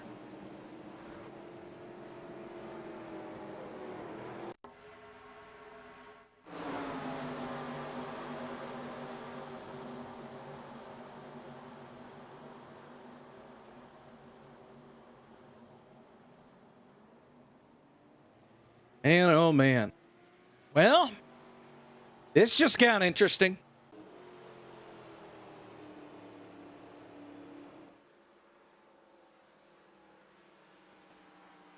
Field will catch up to the pace car. This may be the last time that we see everybody come on to pit road. And Caleb, my apologies for Marcus Mariota. Yeah, Might be the worst quarterback I've ever seen. I didn't really want to talk about that, but How do you throw a pick six lying on your back? Obviously, the pick six didn't count, but why would you even consider? You think it's bad being? Well, it Atlanta is fan. bad. I think it's bad for America because you all are going to have to watch this team in the playoffs, and that's just unfortunate. What? Trade deadline's over. They're not getting a quarterback. It's done. Season's over. Well, Pack when it up. the rest of your division Bryce Young will be seeing you in the garbage. Falcons. Pit stops, and everybody's coming to pit road.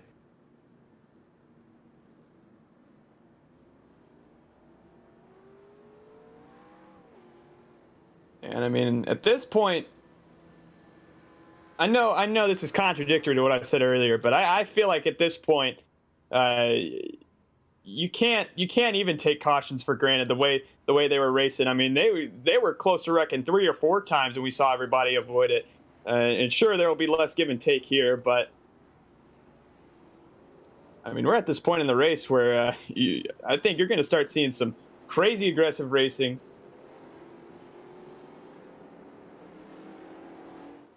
Baffert stays out.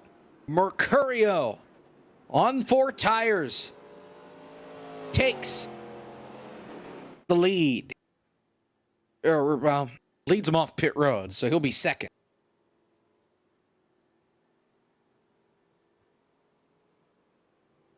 Get the rest of the field join back up.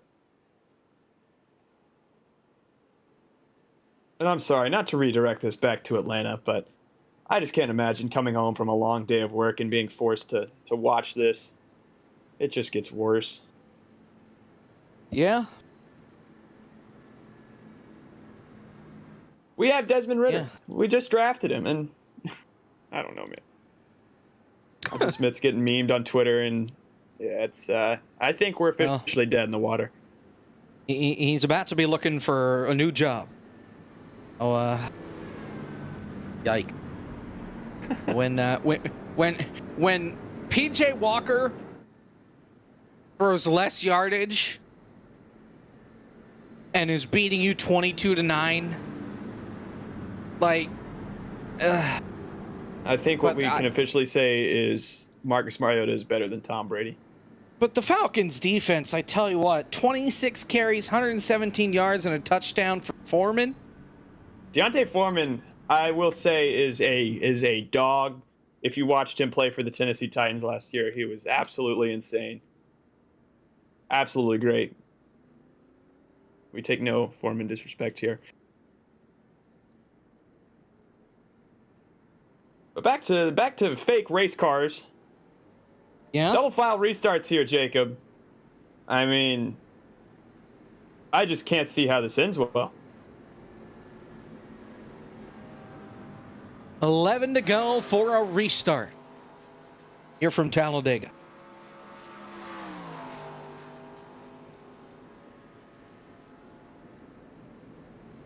So while we're here, we'll take a look at what's upcoming here for FTF.GG. There's a good amount. Let's see. That's already happened. That's already happened. Can I talk about this?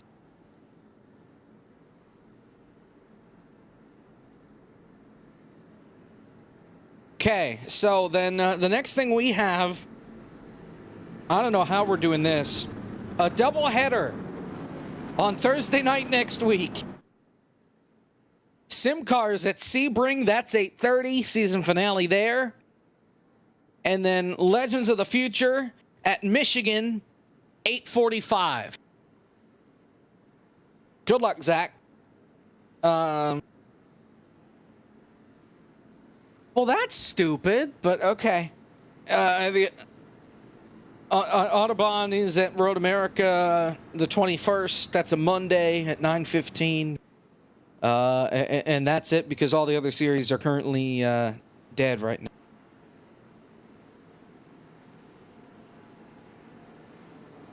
Yeah.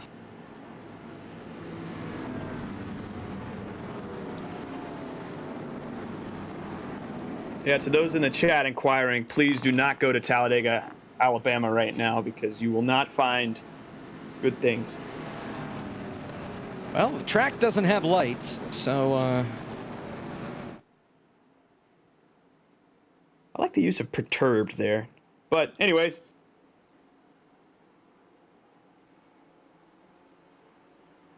here we go. Getting ready for the restart. Double file now.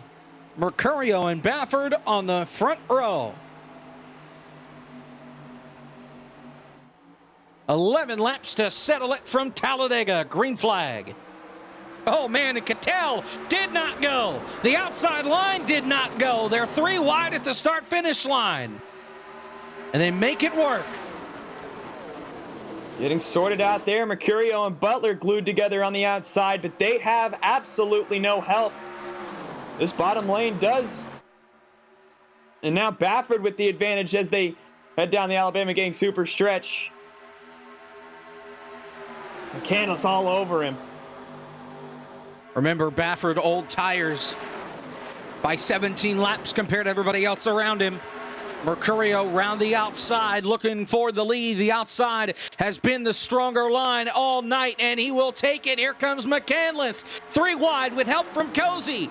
Butler looking to the outside of Mercurio. Mercurio drops down low. Butler leads the lap by 6/1000ths of a second, and Sean Butler to the point with 10 to go.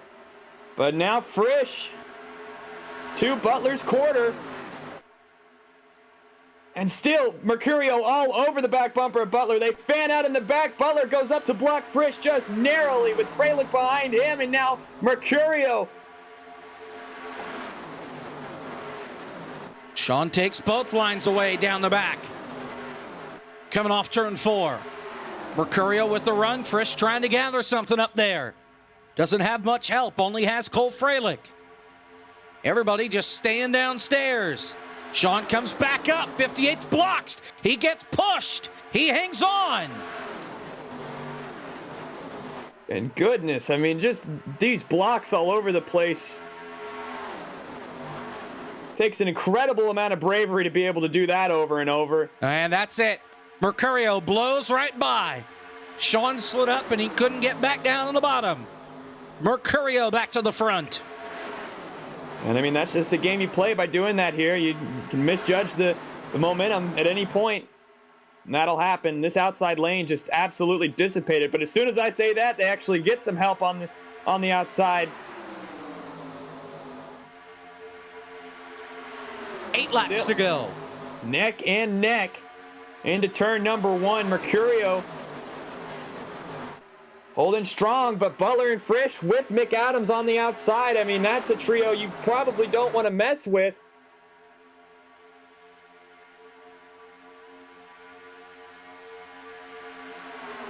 Side by side to turn number 3. Here comes Sean up on the outside. Mercurio pulls back even through 3 and 4. And they're still dead even off turn 4 coming back to the start-finish line. Yeah, and I mean, if I'm McCandless right now, I'm really wary of Michael Cozy Jr. He's going to the middle. The inside. Never mind, they're going to try to shuffle Mercurio out of the way. Contact made with Frisch and Kevin on the outside. Butler comes out on top and all that. Ashton Schleiss got binded around on the apron behind him, straightened it out, it's all good. Sean Butler's your leader. Here comes McAdams. Side drafting. Mercurio pops out of line. He goes to the top. And Blake McCandless goes to the front. I'm not even sure how that happened, but all of a sudden McCandless has the lead now. He and Mercurio have the momentum on the outside. Sean trying to side draft him back, and it works. Here comes Freilich to help push him down low, leaning on each other. Here comes Cozy. He goes to the bottom. They're 3 wide for third. He'll take those spots away, and now he backs out of it. Kind of got to there. You see, we were on board. Oh, So man, let's stack look up all out. in front of him. That's Frisch Tires over that to the bounced off. inside. Here comes Frisch to the bottom. Oh, Freilich missed the bottom of the racetrack. Might open up the door for somebody else.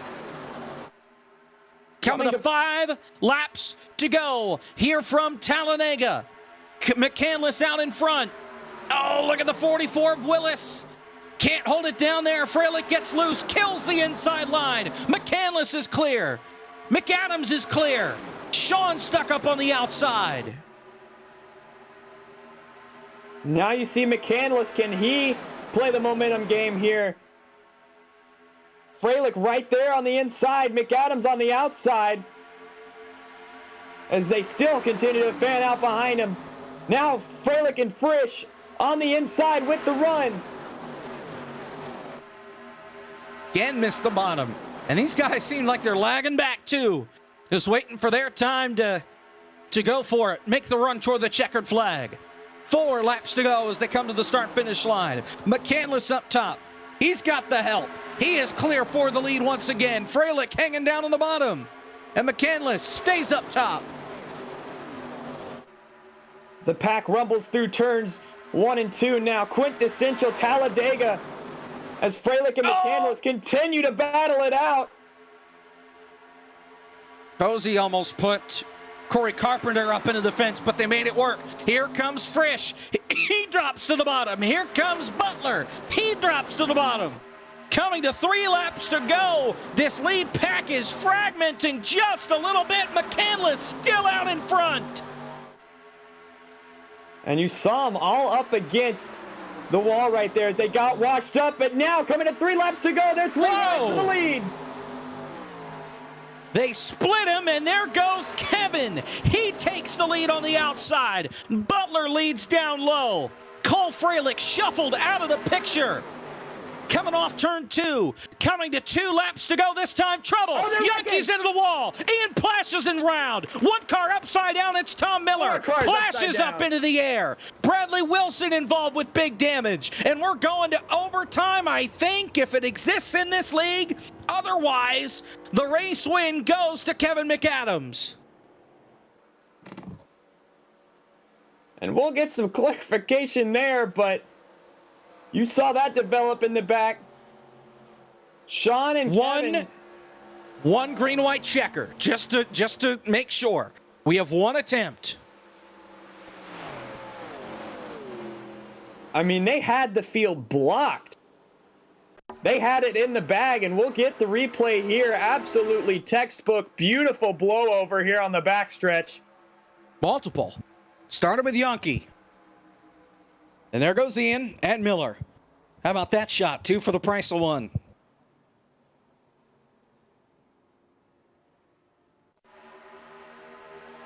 Get another angle here. And you see Ran out of room. Yeah, not room for that. Few cars get onto their lids. Synchronized flipping. Gotta love it here at Talladega. Tom Miller may have gotten some of the worst of that, but we're going to overtime here from Talladega. This is the lone attempt we have at a green-white checker on board with Bradley Wilson. Right at the back of this pack. Oof, nowhere to go. That's Art Reimer going to the inside wall. Man, Wilson's car almost took off on him. You felt the back end come up. Settle back down on the racetrack. Yeah, reminiscence of a few wrecks there. We'll take one more look at this. And you see, I mean, they're 3 wide right here, and then all of a sudden they're all up into the wall, and again, just not room. Plash just gets clipped right at the end there, and that angle allows that car to go up into the air as well. Flash, I think, just said he only had 25 seconds of damage after flipping. Yeah, one of the great features of this 87 car. They're tanks.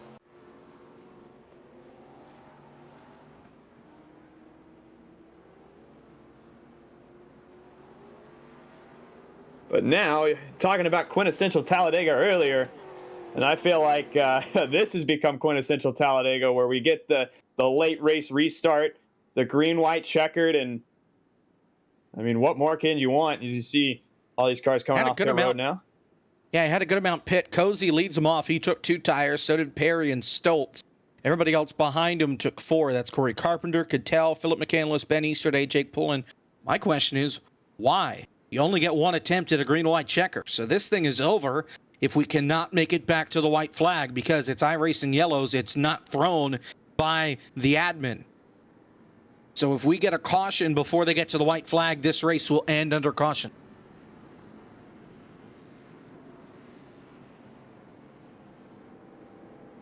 And I mean, like you said there, just not sure of giving up track position really the move. I get that you're banking on a few wrecks here. But again, I mean, like you said, we'll be ending under caution. Just not really sure the upside. Unless they think those tires will help them carve through the field in the event that there is crash.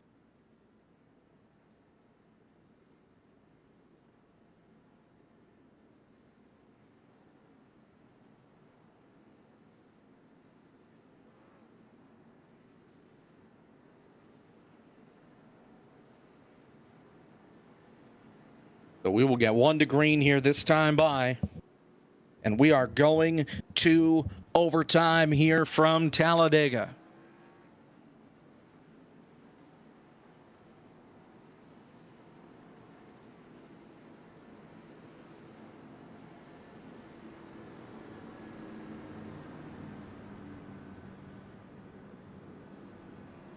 And again, just classic green-white checkered here. You got McAdams, you got Butler. McCandless is up here. P. Frisch is up here. Spencer Burns, Brian Mercurio, Cole Freilich, Nate Stewart. I mean, there's so many guys that have just been up here all night, just perennially up at the front, that are now here at the end of it. And I mean, any of those guys I just listed off, I feel like can come home with the win. You know, even as far back as Cozy in 15th. I mean, you got to think that he has a shot at it. All right, who wins? My gut tells me Mercurio in 6th has it. That's just my gut feeling here, but I got to go with my boy Brian.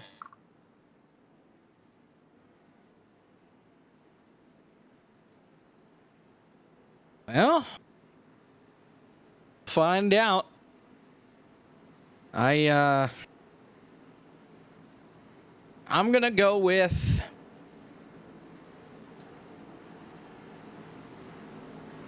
Yeah? I'll go with Ben Easterday. Wow, because why not? We were talking about him earlier, and now, if you want to predict who you think is going to win here, we have 5 options between Kevin, Sean, Blake, P. Frisch, and someone else. Yeah. So none of those that you can pick are picks that we gave, but I mean, 2 laps to go at Talladega. Wow. 50 fans for Frisch. Incredible. Ian is an option, Knock. You just have to go to someone else. All right, well. Chat discovers the other option. Live. Yep. All right, it's McAdams and Butler. Teammates and friends on the front row. This is the last overtime that we have here from Talladega. If we make the white flag, we're racing to the checker. If they crash before the white flag and we get a yellow, the race is over at the caution flag. McAdams with a great launch. Trouble! They are wrecking! This race is over! Kevin McAdams is your winner at Talladega! Well, that was anticlimactic. The field racing around to get back to the pace car. They cannot race back to the line. Josh Stoltz was the first car that got turned sideways. Actually, it was Corey Carpenter. Brandon Cattell got into him. And 5-6 cars pile it on up. 500 feet, maybe even less, past the start-finish line. Looked like Carpenter missed a shift. I mean, I don't know what I expected there, but it sure was not that. We'll get a replay here for you. And again, just watch the 34. He just doesn't go. And he gets turned by Cattell down into Stoltz, and it's on. And I'm not sure what was going on and why we were relying on iRacing cautions there. Because them's the rules. How about that? Is that good enough for you? Well, got to change the rules because McAdams just got the easiest win of his life. Well, don't wreck. Learn how to shift. It's not that hard. Well, obviously it is. We're just going to ride around here and let Kevin collect his W. Yep, Wow, so is all I can coming to say. the checkered flag. Kevin McAdams is going to victory lane. And, you know, he was the leader at lap 200. Lap 100. And he's the leader at the final lap here. Lap 103 after going into overtime. So this race heads to OT. And we make it 500 feet past the start-finish line before this race ends.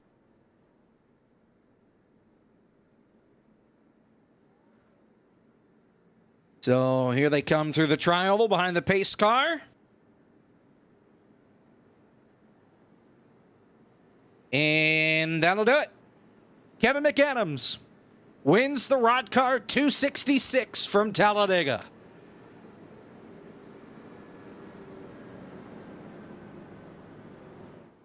Something. And now everybody's just gonna lose their mind.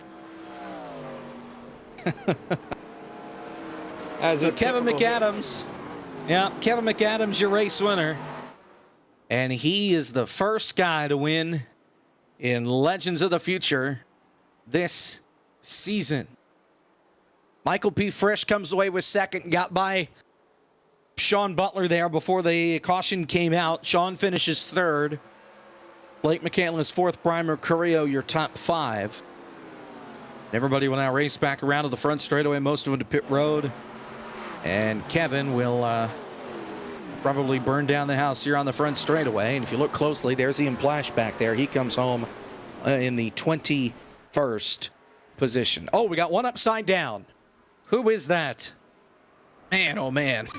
That was Bafford upside down. And we got another one upside down. Chris Yonke is tumbling down pit road into pit boxes. He's at the end of pit road. Lord. He went flying. There was another one that went upside down off the grass. That was Spencer Burns. Oh my gosh. Animals. Spencer Burns flipped easily 30 times. And then Yonke passed him while he's flipping. This is incredible. All right. Let's take a look at a replay. Just because we can. After the checkers. And because Zach asked if it was worth one, so sure. Burns is the first one. So here we are, half lap early. And he'll make his way around. Yeah, some of these crash physics are just lots of fun to enjoy. I don't know what it is, but I don't know if they changed the grass or what. But you hit the grass now, and it's a lot easier to flip if you catch it the right way. We saw it with Chandler Parsons in the Yankee 600. So Peleg tries it. He goes over once. Goodness. And I mean, get the chart for Spencer Burns, and then you'll see Yonke come flipping by there. God. He goes flying through some pit boxes here at the end of pit road, stays in the God. ballpark, exits the pit safely, and then burns down the house. That's legendary. Oh, only in Legends of the Future. This league. Kevin McAdams, your winners. Michael P. Frisch in second. Sean Butler third. Blake McCandless fourth. Brian Mercurio in fifth. Spencer Burns finishes in sixth. Cole Freilich finishes seventh. J.D. Willis eighth. Nate Stewart ninth. And Ashton Schleiss, so nice rebound for him after an early wreck. He finishes in 10th. Ben Baffert had a good day. Comes home 11th. Mitchell Riggs in 12th. Trevor Perry 13th. Sean Palig in 14th. And Jackson Van Volkenberg in 15th. Michael Cozy Jr. 16th. Santiago Tires in 17th. Michael Giargula in 18th. Jake Poulin in 19th. And Andrew Schwartz in 20th. You want to try that name again? I'm muting. That's the wrong way. Yeah, all right. I do not want to try it again. 21st. Chris Yonke, 22nd. Lucas Cram, 23rd. John Adams, 24th. Bradley Wilson, 25th. Daniel Falkingham, 26th. Philip McCandless finishes in 27th. Benjamin Easterday finishes 28th. Josh Stoltz, 29th. They were all a part of that last lap crash or on the restart. And John Gorlinski finishes 30th. And the rest. Corey Carpenter, Brandon Cattell, Tom Miller, Art Reimer, David L. Brown, Lane Tidwell, Adam Martin, Tyler Gary, Kwame Scott, Tyler Wynn. These guys all 2 laps down or more. Tyler Wynn. I thought I said Kyler Wynn. That's my bad. Chandler Parsons, Matt Taylor, and Tyler Dubosh. When Zach Michael puts a Guerrilla, pronunciation by guide the way. Michael on my Guerrilla. There you go. Pronunciation guide on my desk. Race winner, Kevin McAdams. Even though it's under caution, a win is a win is a win. How about it? Yeah, I kind of hate that happened.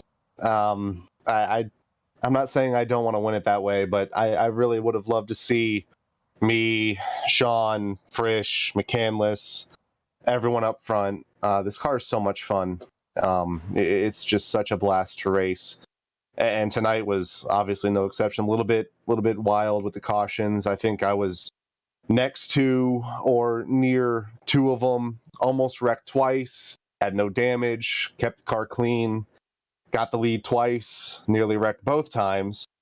And I don't know. I thought it was a good idea to try and go 3 wide on Blake with 3 to go, knowing that things were gonna, get a little bit crazier. Caution came out, and then I remembered that in this league, it's one and done. Next flag ends it. So as long as I got a good restart on Sean and it was quick enough, if a caution came out, it was mine to lose. And I think from what I heard, Carpenter money shifted. Cattell got in the back of him, and that was pretty much all she wrote. So glad to get a win. It's been a long time since I've gotten the league win in any capacity. It's great to see this league thrive so quickly. 74 people deciding to take part and volunteer their time and race with us is fantastic. And I'm glad that we got the numbers. I hope people show up next week. I think this car we've seen with Blake's big races, they're a lot of fun with the right people. They are an absolute blast, and I'm glad we had the field we did tonight because it was just so much fun. I wish we could run another 100 laps. It was great.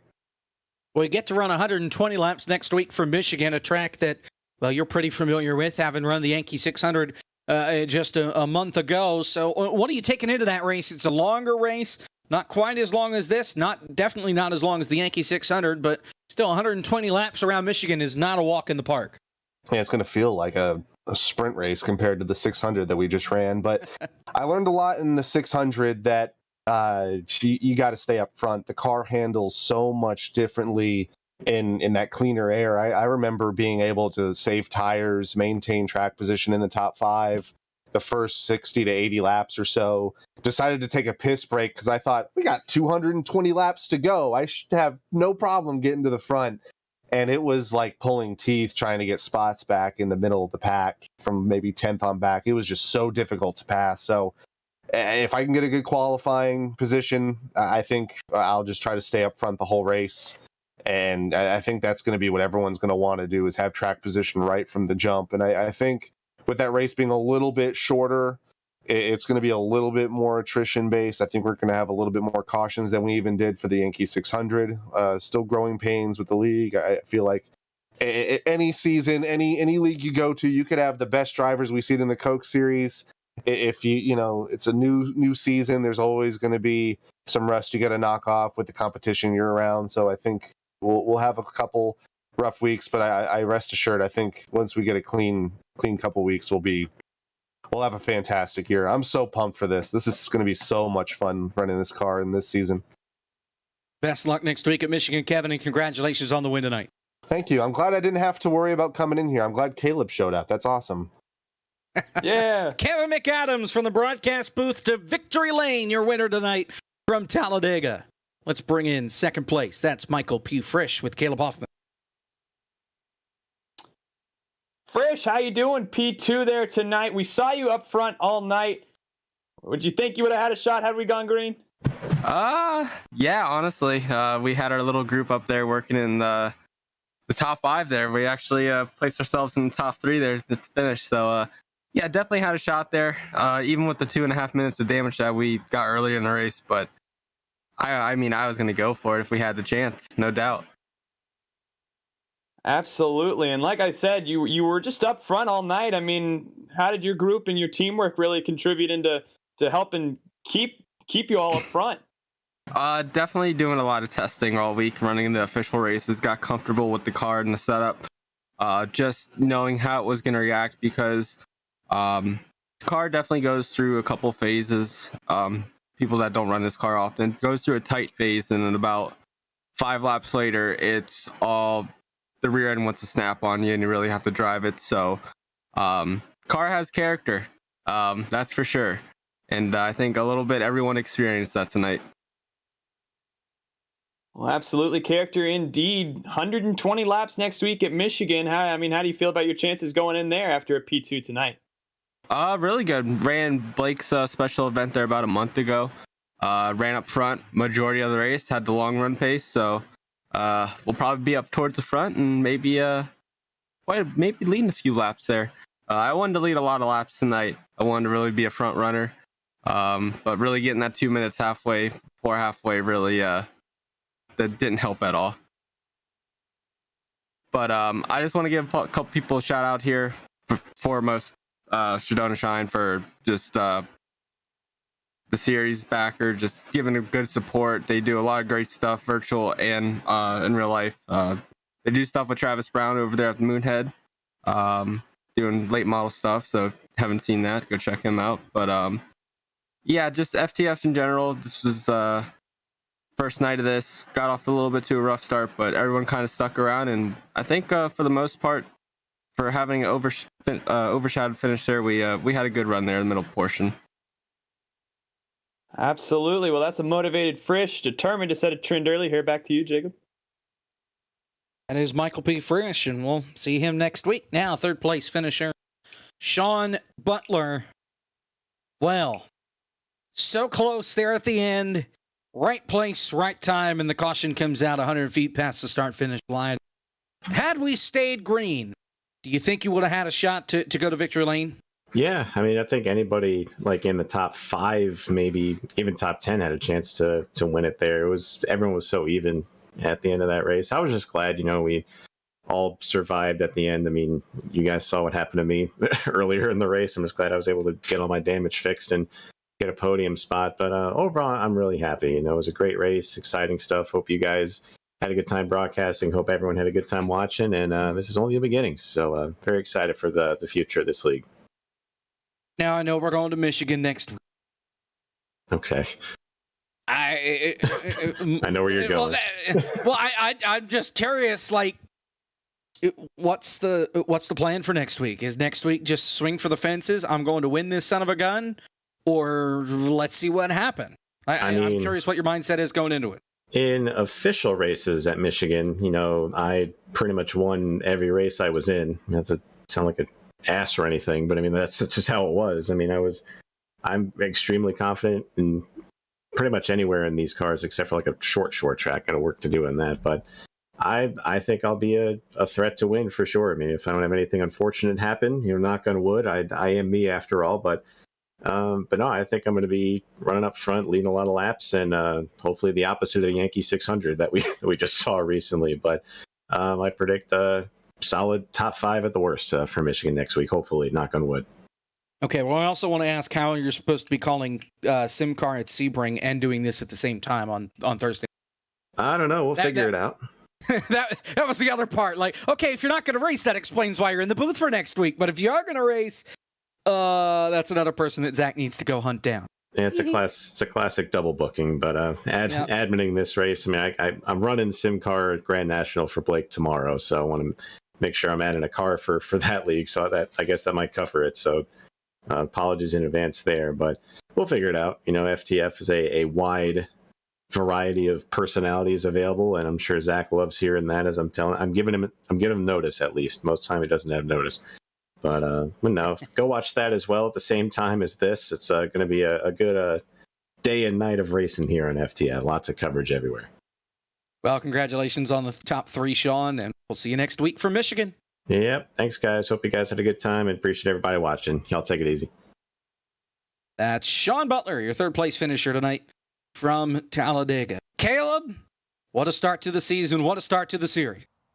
Absolutely. I mean, we knew it was going to be a crazy show here at Talladega, but I mean, we had everything. And I mean, pack racing, we had blowovers, we had, great racing throughout the front.